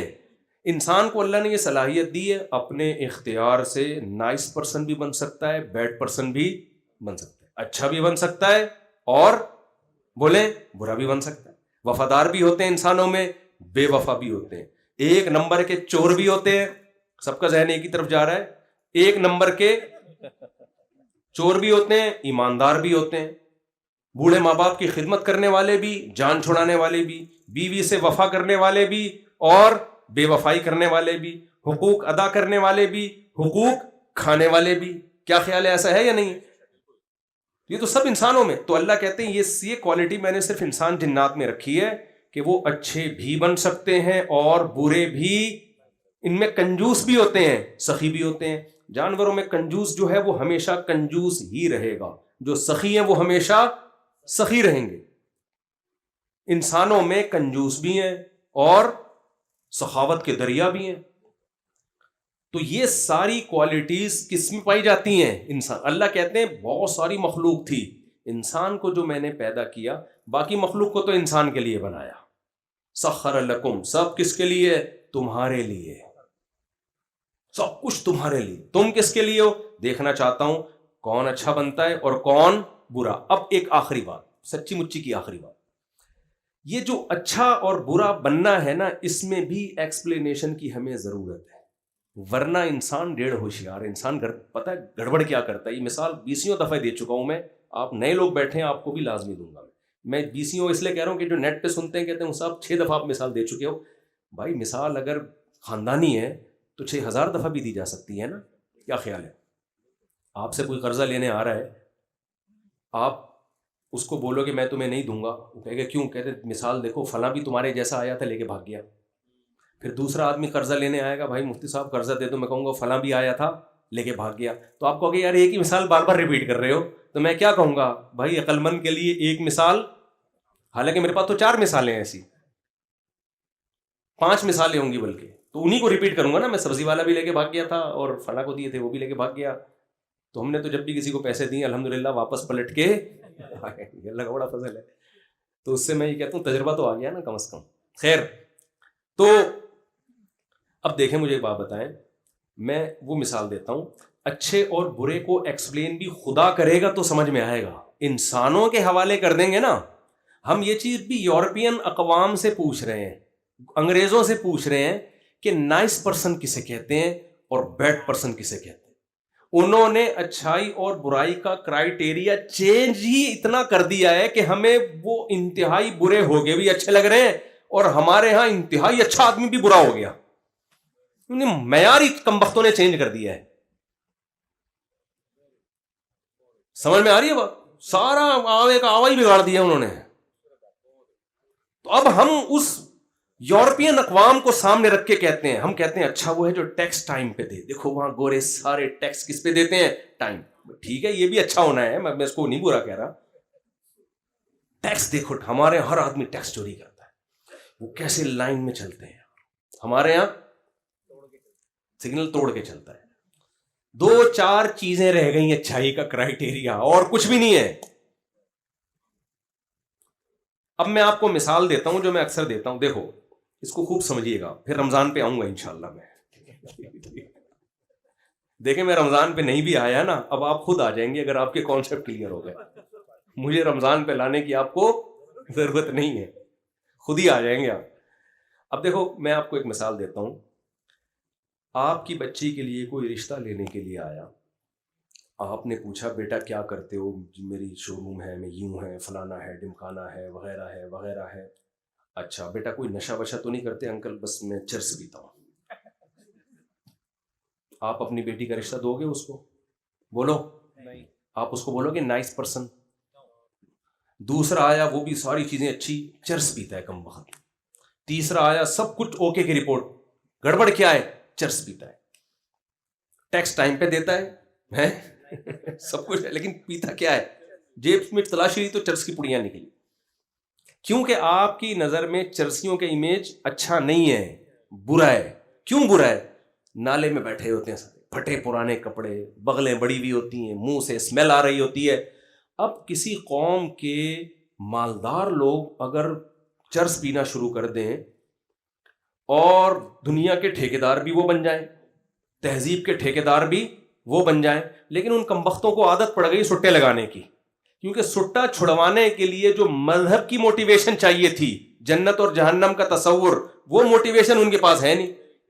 مجھے ایک بات بتاؤ، زنا، بدکاری، کیا وہ جنت اور جہنم کے تصور اگر درمیان سے نکال دو کہ اس عمل سے خدا ناراض ہوتا ہے، تو کیا کوئی نوجوان زنا سے بچ سکتا ہے؟ سوال ہی پیدا نہیں ہوتا. ہم اگر بچتے ہیں تو بھائی مولویوں نے ڈرایا ہوا ہمیں، آگ، جلنا پڑے گا، یہ ہوگا، قبر کا عذاب. اگر آپ یہ نکال دو نا کوئی بھی نہیں بچے گا، تو وہ نہیں بچے. سمجھ لیں؟ اب کیا ہے، اب آپ نے کیا کیا، جو وہی لیڈر بن گئے دنیا کے، ترقی انہوں نے کی چرسیوں نے. اب دنیا انہی سے سیکھ رہی ہے تہذیب. اچھا وہ موٹیویشنل اسپیکر بھی وہی بن گئے. تو سب سے پہلے تو وہ اپنے اوپر سے یہ الزام بھری کریں گے نا، اپنے آپ کو اس الزام سے گالی سے نکالیں گے کہ ہم برے لوگ نہیں ہیں، ہم کیا ہیں؟ ہم اچھے لوگ ہیں. تو ہم اب وہ کیا کریں گے؟ اچھائی کی ڈیفینیشن چاہیے. اب وہ کہیں گے کہ دیکھو یار، یہ جو پاکستان میں گندے نالوں میں بیٹھ کے سوٹے لگا رہے ہوتے ہیں نا، منہ کر کے، اور گندے میلے کپڑے، یہ ٹرینڈ اب چینج ہونا چاہیے. ایک تو چرس کو مہنگا کرو، غریب ملکوں کا کام نہیں ہے یہ صرف مالدار لوگ پئیں گے، ایجوکیٹڈ لوگ پئیں گے. اور اس کی گیدرنگ ہوگی گلشن اقبال میں، بڑی بڑی جگہوں پہ 3 پیس سوٹ اور ٹائی کے بغیر کسی کو چرس میں پینے کی اجازت نہیں ہے. اس کا نام چینج کر کے اینٹی ڈپریشن پاؤڈر، اس کا نام کیا ہوگا؟ Anti depression powder. اور یہ صرف ان لوگوں کو جو بڑے بڑے دماغی کام کر رہے ہیں اور اس دماغی کام کی وجہ سے ان کو ڈپریشن. غریب کو کیا ڈپریشن ہوگی بھائی؟ انہیں وہاں بیٹھ کے چائے پینی ہے. یہ میچور لوگوں کا کام ہے، یہ غریب غربا لوگوں کا کام نہیں ہے. تو اس کے بڑے وہ، اور پھر اس کی پیکنگ بھی اتنی اٹریکٹیو، ایسی چمک پٹیوں میں وہ، اور پھر ڈاکٹر ریکمینڈ کر رہے ہوں گے آپ کو ڈپریشن ہے تو آپ یہ ٹیبلٹ پئیں آپ. اس کے بعد تھوڑے دن میں پتہ ہے کیا ہوگا؟ وہی مثال الٹی ہو جائے گی. وہی بندہ آیا رشتے کے لیے 3 پیس سوٹ ٹائی میں، آپ نے پوچھا بیٹا کیا کرتے ہو؟ یہ آپ کہیں گے بیٹا چرس پیتے ہو؟ نہیں انکل میں تو چرس. فنڈامنٹلسٹ، بنیاد پرست، دفاع ہو یہاں سے. گھٹیا انسان چرس نہیں پیتا یار. اس کا مطلب تو اتنا بنیاد پرست ہے، تو ہماری بچی کو بھی نہیں پینے دے گا. یہ تو گھٹن کے ماحول میں، یہ تو تم لگتا ہے تمہارا کو مولویوں نے تمہیں یہ گھٹن کا ماحول کس نے سکھایا ہے؟ لوگ کہتے ہیں نا مولویوں کا بڑا گھٹن کا ماحول ہوتا ہے، بیویوں کو رسیوں سے باندھ کے رکھتے ہیں، چارپائیوں سے، بڑے بڑے برقے شٹل کاک کی طرح چڑھا دیتے ہیں ان کے اوپر. یہ گھٹن کا ماحول ہے، گھٹن کا، سمجھ رہے ہیں؟ ایسا بنا کے اس کو پیش کریں گے نا کہ جو چرس نہیں پیتا ہوگا. اور پھر یہ بھی کہ دیکھو چرس والے تو چاند پہ پہنچ گئے، پھر ہمارے لبرل سیکولر لوگوں کے اخبار میں جو ہے نا مضامین چھائے ہوں گے، یوٹیوبرز آئیں گے، یہ مولویوں نے ہمیں اسی چکر میں ڈال دیا، چرس حرام، شراب حرام، زنا کیا ہے؟ حرام. انگریز ان تمام چیزوں سے آزاد ہو کے آج سورج پہ پہنچنے کی باتیں کر رہے ہیں، اور ان مولویوں نے حوروں کے چکر میں ہمیں برباد کر دیا. تو ہوا یہ ہے کہ گوروں نے ہر وہ اخلاقی جرم کیا جس جرم سے بچانے کی طاقت صرف مذہب کے پاس ہے. اگر مذہب کو درمیان سے نکال دیں، آخرت کے تصور کو نکال دیں، تو ان بڑے بڑے جرائم سے بچنا کسی کے بس میں ہے ہی نہیں. وہ بڑے بڑے جرائم کیا ہیں؟ شراب، زنا. زنا آپ کے فیملی سسٹم کی ایسی کی تیسی کر دیتا ہے. ہو گیا برباد معاشرہ. چچا، ماموں، خالہ، پھپھی، تایا، کیا ابا ہی شاٹ. مارکیٹ میں ابا بہت سے تھوڑے سے لوگوں کے رہ گئے ہیں. وہ بیچارہ ابا بھی فادر ڈے میں ہی ہوتا ہے وہ تھوڑا سا اس کا. یہ تو یو کے رہتے کے آئے ہیں، زیادہ جانتے ہوں گے. کچھ ہیں فیملی والے بھی لوگ ہیں، لیکن ختم، برباد. عورت کو شوہر پہ اعتماد نہیں. لوگ مجھے کہتے ہیں وفا کرتے ہیں 50 سال میں، جب وہ شادی کرتے ہیں تو وفا کرتے ہیں. اب تو بھائی جب کھانے کے لیے دانت ہی نہیں بچے ہیں تو بادام سے پرہیز کا. 50 سال میں تو کون نہیں وفا کرے گا بیوی سے بھائی. تو ہمارا 22 سال کے 18 سال کے لونڈے لپاڑے اس عمر میں شادی کرتے ہیں، اور 50 آپ اپنے باپ داداؤں سے پوچھو کیسی اپنی بیویوں سے انہوں نے وفا کی ہے. 22 سال میں کیسے جذبات ہوتے ہیں انسان کے، اس وقت وہ بیوی سے وفا کرتے ہیں. حالانکہ کوئی یونائٹڈ نیشن کا لا نہیں ہے ان کے سامنے، کوئی سزا نہیں ہے، صرف کس کے خوف سے؟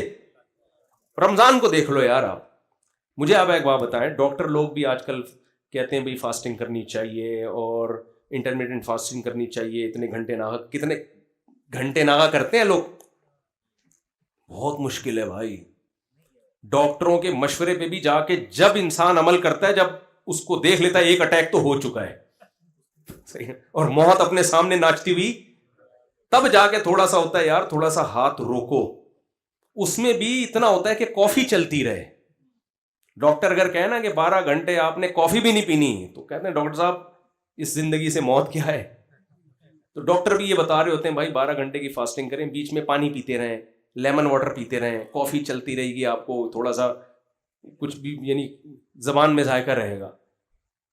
حقیقت آپ کو بتاؤں، اگر مذہب کی موٹیویشن نہ ہو، ایک روزہ رکھنا بھی بہت مشکل.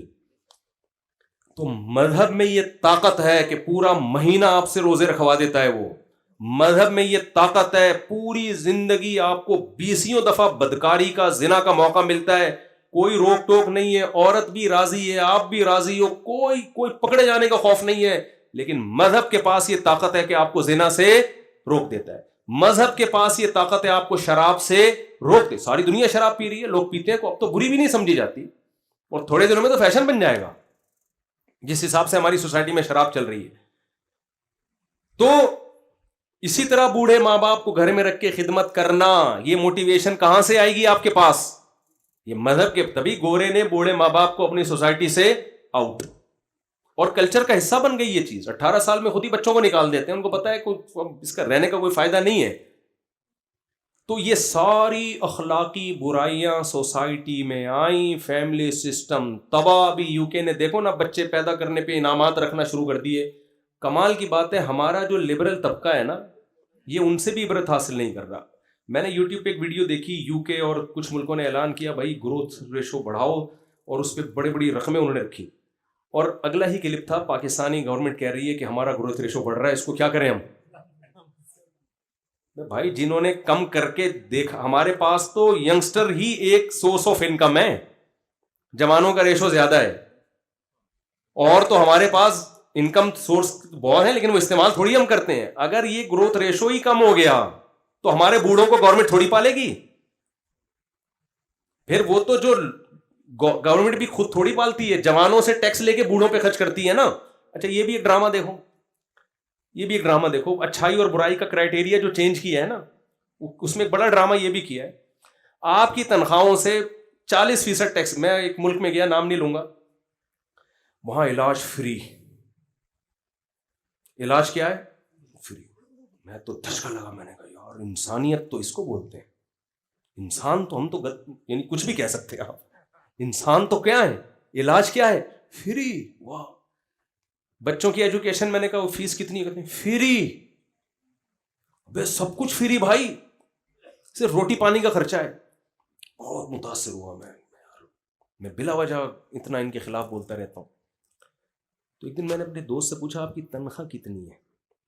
انہوں نے بتایا کہ تقریباً پاکستانی 1 کروڑ بنتی ہے, کچھ ہی پوسٹ پہ تھے. زبردست یار, سب کچھ فری اور تنخواہ بھی 1 کروڑ. انہوں نے کہا 43 لاکھ کٹ جاتے ہیں.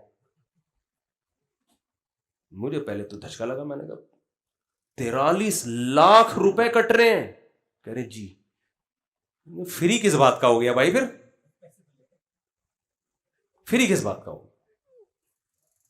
بھائی صاحب یہ منجن ہے, سمجھ رہے ہو؟ یہ کیا ہے؟ یہ بہترین منجن ہے جو بک رہا ہے مارکیٹ میں. فری. ہم آرگنائزڈ قومیں ہیں, ایک مینجمنٹ اچھی ہے. میں نے کہا آپ کیا سمجھتے ہو, آپ زندگی میں کبھی اتنا بیمار ہوگے کہ آپ پہ 43 لاکھ روپے خرچہ آئے؟ یعنی لگتا تو نہیں ہے. میں نے کہا پورے سال 12 مہینوں میں کتنا دے چکے ہو آپ؟ یہ فری کہاں کا ہو گیا بھائی؟ میں نے کہا پاکستان آؤ, 1 کروڑ روپے کماؤ, فری ہے. ٹھیک ہے یہاں آپ کا فری میں علاج نہیں ہوتا, لیکن اتنا پیسہ بھی تو, پیسے سے علاج کرا لو تو آپ کے چاچا مامے ڈاکٹر نکل آئیں گے بھائی, وہ تو صحیح علاج کریں گے نا آپ کا. ان کے تو چاچا ماما بھی نہیں ہوتے. تو فری کچھ نہیں ہے. اور آپ ذرا اور آگے جاؤ گے تو جو غریب, میں تو افریقہ 4 دفعہ جا چکا ہوں, مجھے افریقہ میں بڑا مزہ آتا ہے, وہ نیچرل ایک ماحول میں. دنیا میں جو ملک سب سے زیادہ امیر ہیں وہی سب سے زیادہ غریب ہیں. یعنی یہ 43% ادھر سے کھا رہے ہیں, اور جو غریب ملکوں کا خون چوس کے ہے. صحیح ہے نا؟ جس ملک میں سونے کی کانیں, وہاں خونی لڑائیاں بھی وہیں ہیں, امن ہی نہیں آنے دیتے. اس لیے اپنے حکمرانوں کو بہت زیادہ برا نہیں کہا کریں, بہت زیادہ نہیں, کیونکہ بہت کچھ ادھر سے بھی ہو رہا ہے, بہت کچھ ادھر سے بھی ہو رہا ہے. تو اب کیا ہے کہ جن ملکوں میں اتنی کچھ نکل رہا ہے بھائی, سارے وہاں بڑی بین الاقوامی طاقتوں نے فسادات کرائے ہیں.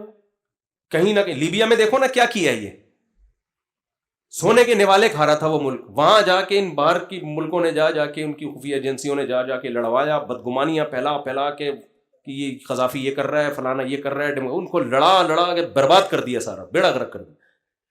تو بیڑے غرق کے جتنے سافٹ ویئر ہیں وہ کہاں سے آتے ہیں؟ وہ بھی وہیں سے آتے ہیں. بھائی کفر میں کوئی خوبی نہیں ہے, انڈیویجولی کچھ خوبیاں وہ تو ہر انسان میں ہو سکتی ہیں, اس کا کوئی بھی منکر نہیں ہے. ابو جہل میں بھی ہوں گی کچھ نہ کچھ, ابو لہب میں بھی ہوں گی کچھ نہ کچھ. تو خدا کی نظر میں جو اچھائی اور برائی کا معیار ہے, اس معیار کو سامنے رکھ کے آپ کو فیصلہ کرنا پڑے گا. وہ میں جلدی اتنا بیان ہو گیا تو میں بتا دوں خدا کی نظر میں معیار کیا ہے. دیکھو اسلام انسانیت کا قائل ہے. جیسے ہم کہتے ہیں نا گورے بہت اچھے ہیں, بہت اچھے لوگوں کے لیے بہت اچھے. یہ بہت اچھے بڑا مبہم لفظ ہے. جیسے ویمن رائٹس کی ایک بات ہوتی ہے, یہ بڑا مبہم سا نعرہ ہے. خواتین کے حقوق, مبہم نعرے وہی لگاتا ہے جس نے حقوق دینے نہیں ہوتے. مثال کے طور پر کوئی مجھ سے آگے پوچھے مفتی صاحب اسلام میں عورت کے کیا حقوق ہیں, تو میں حقوق بیان کروں گا, پہلے پوچھوں گا کون سی عورت کی بات کر رہے ہو, یہ پوچھوں گا نا. بھائی ماں ہے تو الگ حقوق ہیں, بہن ہے تو الگ حقوق ہیں, بیٹی ہے تو الگ حقوق ہیں, خالہ ہے تو الگ ہیں, پھپھی ہے تو الگ ہیں, اور کچھ بھی نہیں ہے انٹی ہے, پڑوسن ہے تو اس کے الگ حقوق ہیں. کیا خیال ہے؟ تو مثال کے طور بیٹی ہے تو آپ اس کو وراثت سے محروم نہیں کر سکتے. آپ جب زندگی میں کچھ دو گے تو بیٹے کو جتنا دیا بیٹی کو بھی اتنا ہی دینا پڑے گا, آپ اس میں آدھا اور ڈبل نہیں کر سکتے. آپ بیوی ہے تو اس کے حقوق یہ ہے کہ آپ نے مہر دینا ہے اس کو, آپ نے گھر کا انتظام کر کے دینا ہے. گیس بجلی کا بل کون دے گا؟ بولو نا, آپ دو گے. اس کی ڈلیوری کا خرچہ کون اٹھائے گا؟ آپ اٹھاؤ گے. اس کے بچوں کی ساری زندگی کی رسپانسبلٹی کس کی ہے؟ آپ کی ہے. ایسے خاندانی حقوق بیوی بنا کے دے دیے اسلام نے. ڈیورس بھی دیے تو مہر دینا پڑے گا, عدت کے دوران اس کو خرچہ دینا پڑے گا. پھر ڈیورس کا بھی ایک طریقہ بتا دیا, دھڑ دھڑ طلاقیں نہیں نکالنی ہے. مر گئے تو 12.5% ہے اس کا, اگر آپ کے بچے ہیں. بچے نہیں ہیں تو 25% ہے اس کا آپ کی وراثت میں. وہ آپ اس سے محروم نہیں کر سکتے بیوی کو. حتیٰ کہ بیماری کی حالت میں آپ نے ساری جائیداد اٹھا کے کسی ٹرسٹ کو دے دی، شریعت اس کو کلعدم قرار دیتی ہے. بھائی آپ کے حق ہے، بیوی ہے یار، ساری زندگی اس نے گزاری ہے، باپ اٹھا کے کسی اور کو پکڑا رہے ہو. آپ سمجھ رہے ہیں کہ نہیں سمجھ رہے بات کو؟ گورے کے پاس اس طرح کے حقوق کی کوئی فہرست، کیا اس کا الف بھی نہیں ہے، اس کے پاس وجود ہی نہیں ہے سرے سے. کیا رائٹس ہیں؟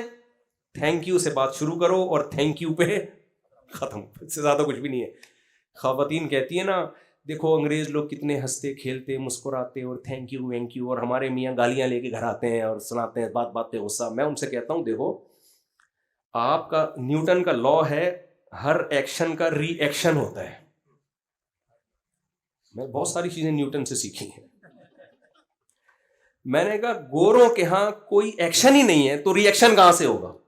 مثال کے طور پر میں نے کہا دیکھو ابھی عید آ رہی ہے، ہماری عورتیں کیا کہیں گی، سینڈل بھی لینے ہیں عید پہ، چوڑیاں بھی لینی ہیں عید پہ، فلانے کے کپڑے بھی لینے ہیں، پھر فلانے کی شادی، عید کے بعد شادیوں کو ایک نیا سلسلہ، میری بہن کی شادی، میرے بہنوں کے جو ہے نا وہ دعوت کی ہے اس نے، فلانے کی شادی، فلانے کی شادی، یہ سارے ایکشن ہو رہے ہیں.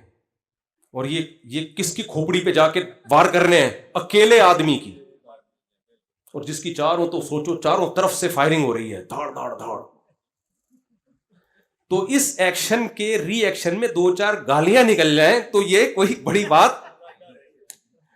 حالانکہ نیوٹن نے کہا تھا جتنا پاورفل ایکشن ہوگا نا، ری ایکشن اتنا ہی پاورفل ہوگا.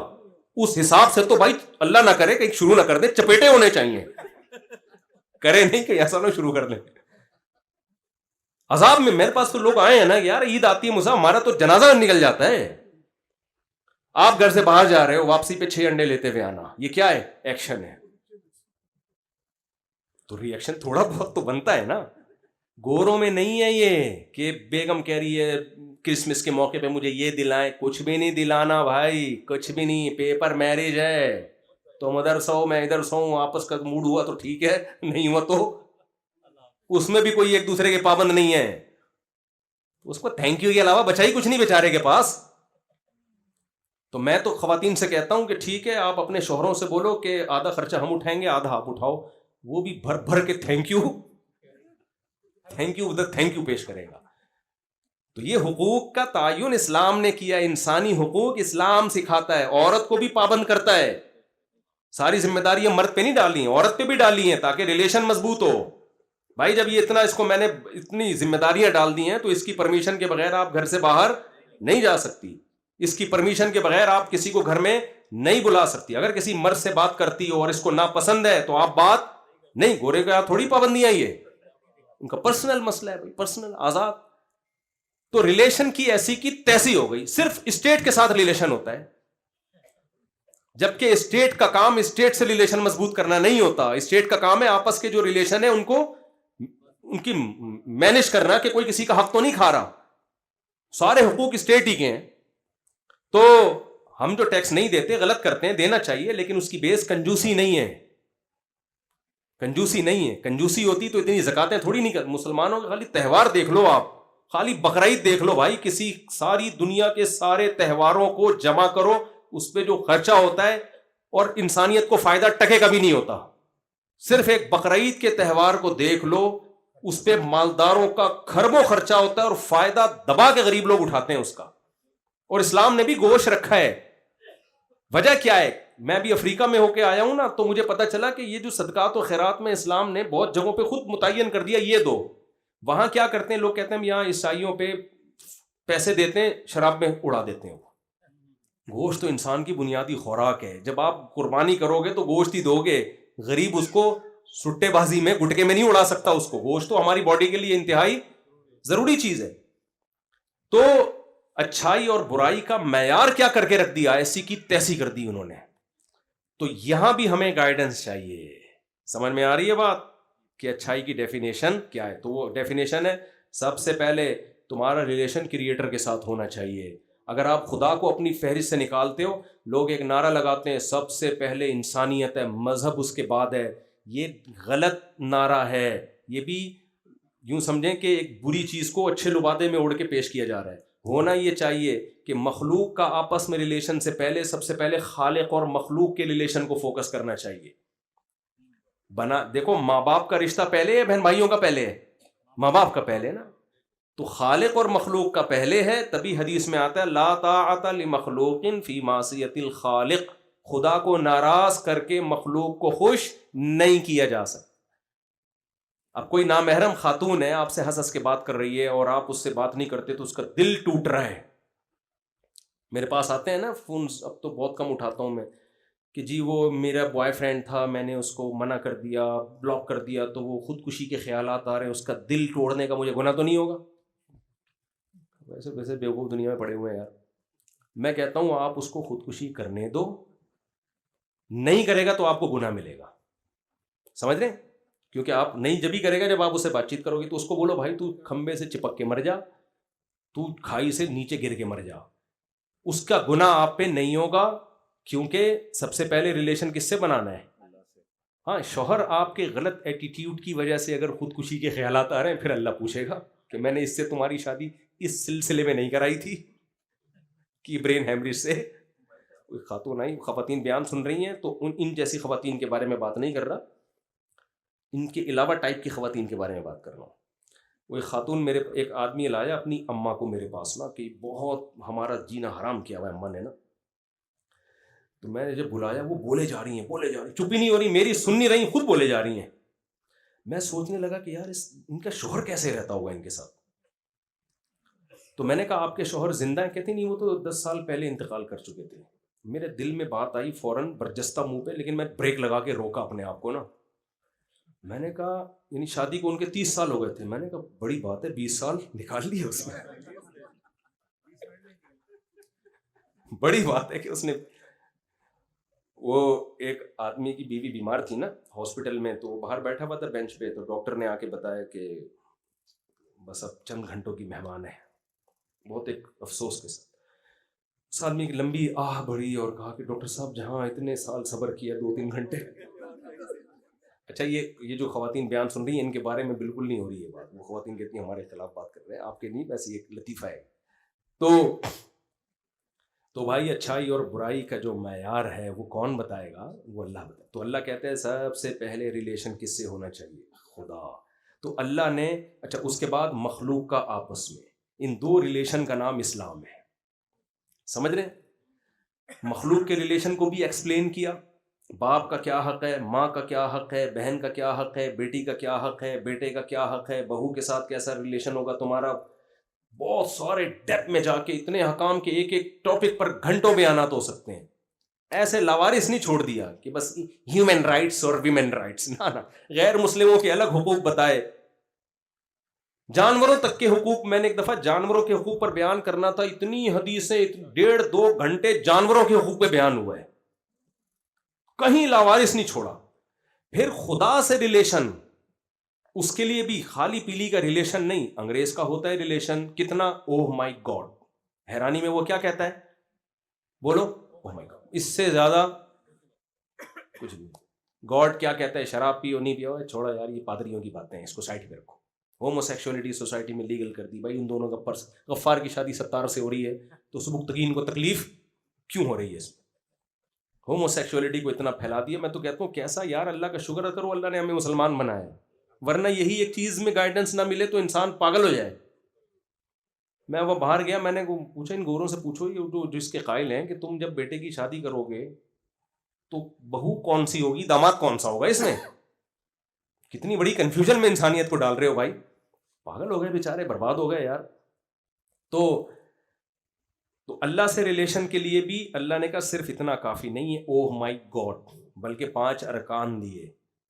سب سے پہلے 5 نمازیں, وہ پڑھی کیسے جائیں گی یہ بھی بتا دیا پوری ڈیٹیل میں. وہ تو پھر ہم مولویوں کے پھڈے ہیں کہ رفع الدین کرنا ہے کہ نہیں کرنا, نبی نے دونوں طرح سے پڑھی ہے. اللہ اس کے رسول نے پورا ایکسپلین, جو ضروری چیزیں تھیں بتا دی ہیں.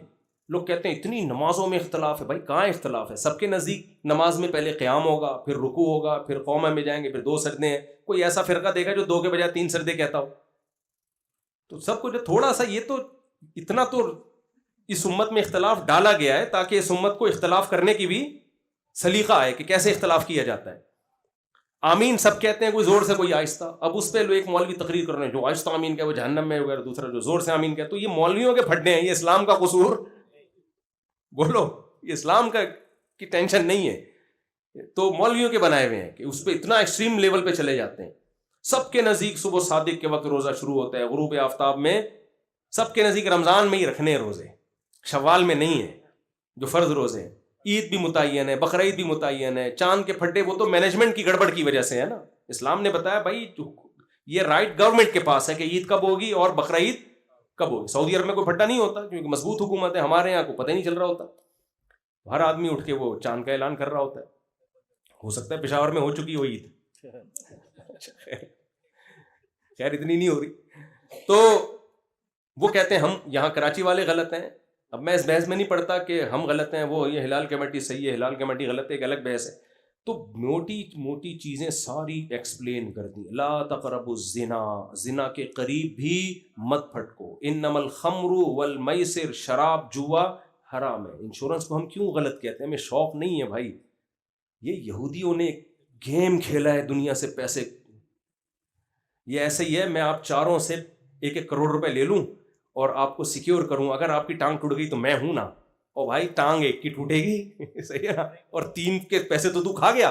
یہ فری پھوکٹ میں کھانے کا ایک بہترین طریقہ یہودیوں نے ایجاد کیا. اب چونکہ یہودی ہی دنیا کے ٹھیکیدار ہیں، وہ اس کو غلط نہیں کہیں گے. اگر اسلام ہمارا مذہب نہ ہوتا تو ہم بھی غلط نہ کہتے، بلکہ ہو سکتا ہے انشورنس کمپنی کے مینیجر بنے ہوئے ہوتے. لیکن گاڈ جب بیچ میں آتا ہے وہ انسانوں کو شرارتوں کو جانتا ہے. جیسے اس نے شراب کو لیگل نہیں کیا، ہومو سیکشولیٹی کو اس نے لیگل یونائٹڈ نیشن نے کر دیا، پھر بھی خدا نے لیگل نہیں کیا. تو اس لیے خدا نے جوئے کو بھی لیگل نہیں کیا، انشورنس کو بھی لیگل نہیں کیا. کوئی مجبوری میں کر رہا ہو وہ ایک الگ بحث ہے. بعض ملکوں میں علاج ہوتا ہی نہیں ہے اس کے بغیر وہ، لیکن اس کو صحیح تو نہیں کہا جا سکتا نا. کوئی بھوک سے مرنے والا خنزیر کھا رہا ہو تو وہ ایک الگ چیز ہے، لیکن یہ تو نہیں کہ خنزیر حلال ہے اسلام میں. تو یہ ساری گائیڈنس ہمیں، تو خدا سے ریلیشن کے لیے اللہ نے 5 نمازیں بتائیں، ان میں کوئی اختلاف بولیں نہیں. اس سے پہلے وضو کرنا ہے، صاف ستھرا ہونا ہے، طہارت کے احکام بتائے. اور پھر خدا سے ریلیشن کے لیے دوسری چیز ہے زکوٰۃ. تیسری چیز اللہ نے بتائی روزہ، 1 مہینہ میری خاطر بھوکا اور پیاسا رہنا ہے. پھر حج زندگی میں ایک بار. آپ ان احکام میں بیلنس دیکھو کتنا ہے، کوئی زیادہ مشکل بھی نہیں ہے. نیچر کو سب کے سب احکام اپیل کرتے ہیں. کوئی ایسا حکم نہیں دیا. آپ دنیا کے مختلف مذاہب میں جائیں تو عجیب عجیب احکام ملیں گے آپ کو. آدمی کہتا ہے یار یہ پنڈت جی کر سکتے ہیں، پبلک میں یہ احکام لاگو ہی نہیں ہوتے. تو یہ سارے اللہ سے ریلیشن بنانے کے لیے، تاکہ انسان کو اللہ یاد رہے. اللہ کو یاد رکھنے کے لیے جیسے ہم اپنے ماں باپ کو یاد رکھنے کے لیے فون کرتے ہیں، گفٹ بھیجتے ہیں، دعوت پہ چلے جاتے ہیں، تو ورنہ ابا مانیں گے کہ میرے بچے مجھے یاد کرتے ہیں؟ اب سارا دن ابا ابا کی تسبیح لے کے کرتے رہو، لیکن ابا کہیں گے بھائی تم نے موقع پہ تو یاد نہیں کیا. تو اللہ کہتے ہیں موقع پہ یاد کرنا ہے. نمبر 1، جب دن کا آغاز ہو رہا ہو فجر سے پہلے، یہ ایک موقع ہے. دن کی ابتدا کس سے ہوگی؟ میرے ذکر سے ہوگی.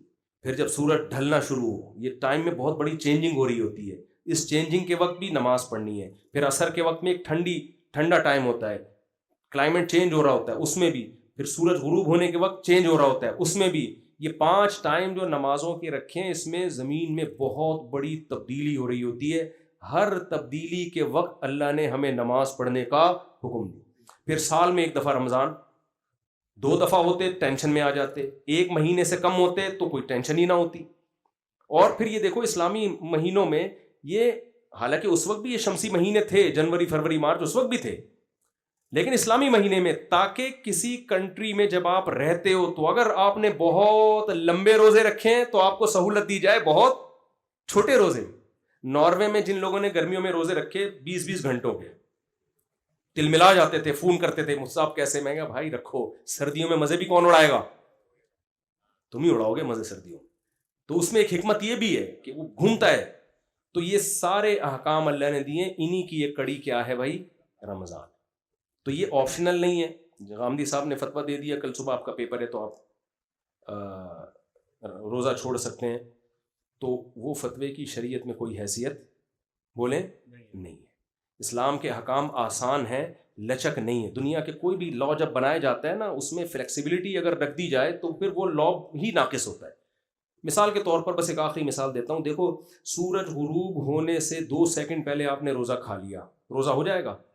آپ یہ بولو یار اللہ کو ایسا تھوڑی ہے کہ سارا دن کا میں بھوکا پیاسا 2 سیکنڈ پہ مجھے وہ کر دے. نہ بھائی 1 سیکنڈ پہلے بھی نہیں ہے. سورج غروب ہونے کے بعد ہی کھانا پڑے گا آپ کو, اور پھر غروب ہونے کے بعد نہیں کھانا غلط ہے, پھر کھاؤ آپ, کیونکہ اب جب ختم ہے تو آپ کیوں بھوکے بیٹھے ہوئے ہو, بلا وجہ کے فنٹر بننے کی کوشش کیوں کر رہے ہو؟ تبھی آپ دیکھو عید الفطر میں نبی صلی اللہ علیہ وسلم عید کی نماز سے پہلے کھایا کرتے تھے کچھ, جبکہ بقرعید میں نہیں تھا. وجہ اس کی ہے کہ بھائی 1 مہینہ کے روزے رکھے ہیں نا, تو عید کے دن بتایا کہ آج روزہ نہیں ہے تو ہم جلدی کھائیں گے تاکہ پتہ چلے آج نہیں ہے. سمجھیں گے؟ بقرعید میں یہ حکمت نہیں ہے. تو لا ہے ایک, اس کو ہمیں بنا کے دیا اسلام نے. تو اسی طرح زکوٰۃ ہے, رمضان کے روزے ہیں, تو اپنا پہلے ایمان اسلام پہ مضبوط کریں, اور پھر یہ رمضان سے پہلے تیاری کر لیں اس کی, تراویح پڑھیں پابندی کے ساتھ. دیکھو جو کام ٹینشن کے ساتھ ہوتا ہے سکون اسی میں ہوتا ہے. ہم چاہتے ہیں کہ بالکل کچھ بھی نہ ہو, بس ایسی لائف گزر جائے. تو ڈپریشن ہمیشہ ان لوگوں کی بیماری ہے جن کو سرے سے کوئی ٹینشن ہو ہی نہیں. سمجھ رہے ہو؟ کنوارے خودکشی سے زیادہ مرتے ہیں, حالانکہ شادی شدہوں کی ٹینشن ان سے زیادہ. اور 4 ٹینشنیں تو پاگل کر دیں آدمی کو. کیا خیال ہے؟ آپ کا دماغ کہیں اور جا رہا ہے, حالانکہ میں بھی وہیں لے کے جا رہا ہوں. لیکن آپ دیکھو خودکشی ان لوگوں میں زیادہ ہے. گرل فرینڈ کا تو کوئی مسئلہ ہی نہیں ہے, ہمارے یہاں کم ہے, حالانکہ ٹینشن ہے ہمارے یہاں. تو بھائی دیکھو جیسے ڈاکٹر کہتے ہیں نا, اسٹریس کے لیے ضروری ہے کہ ایکسرسائز کی اسٹریس میں اپنے آپ کو ڈالا جائے. جو بیٹھے پڑے رہتے ہیں کہ ہم سکون میں رہیں تو وہ سکون میں نہیں رہتے. تو ایسے ہی مینٹلی ہیلدی ہونے کے لیے, خوش ہونے کے لیے ضروری ہے کہ کچھ ٹینشنوں میں اپنے آپ کو ڈالا جائے. تو روزہ بھی اللہ نے ہمیں ٹینشن دی ہے, تبھی نبی نے فرمایا للصائم فرحتان, روزے دار کو 2 خوشیاں ملتی ہیں, ایک تو آخرت میں ملے گی اور ایک جب افطار کرتا ہے. تو وہ افطار کی خوشی بھی جبھی ہوتی ہے جب سارا دن کا روزہ ہو. تو روزہ رمضان مسلمانوں کے گھروں کی رونق ہے, پوری دنیا میں اسلام کے زندہ ہونے کا ایک ثبوت ہے کہ اسلام زندہ مذہب ہے. پوری دنیا میں آپ دیکھو ایک ہلچل مچ جاتی ہے, تو یہ خود اسلام کے سچے ہونے کی ایک بہت بڑی دلیل ہے. اللہ تعالی ہمیں اس رمضان سے بھرپور فائدہ اٹھانے کی توفیق عطا فرمائے, اور رمضان میں تلاوت میں, نماز میں, ذکر میں دل لگانے کی, تاکہ اللہ سے ریلیشن کیا ہو ہمارا, مضبوط ہو. اللہ تعالیٰ عمل کی توفیق عطا فرمائے. الحمدللہ رب العالمین والعاقبۃ للمتقین والصلاة والسلام على رسول الكريم وعلى آله وصحبه أجمعين. اللهم إنا نسألك من خير ما سألك منه نبيك محمد صلى الله عليه وسلم, ونعوذ بك من شر ما استعاذك منه نبيك محمد صلى الله عليه وسلم. أنت المستعان وعليك البلاغ ولا حول ولا قوة إلا بالله. صلى الله تعالى على خير خلقه محمد وعلى آله وصحبه أجمعين.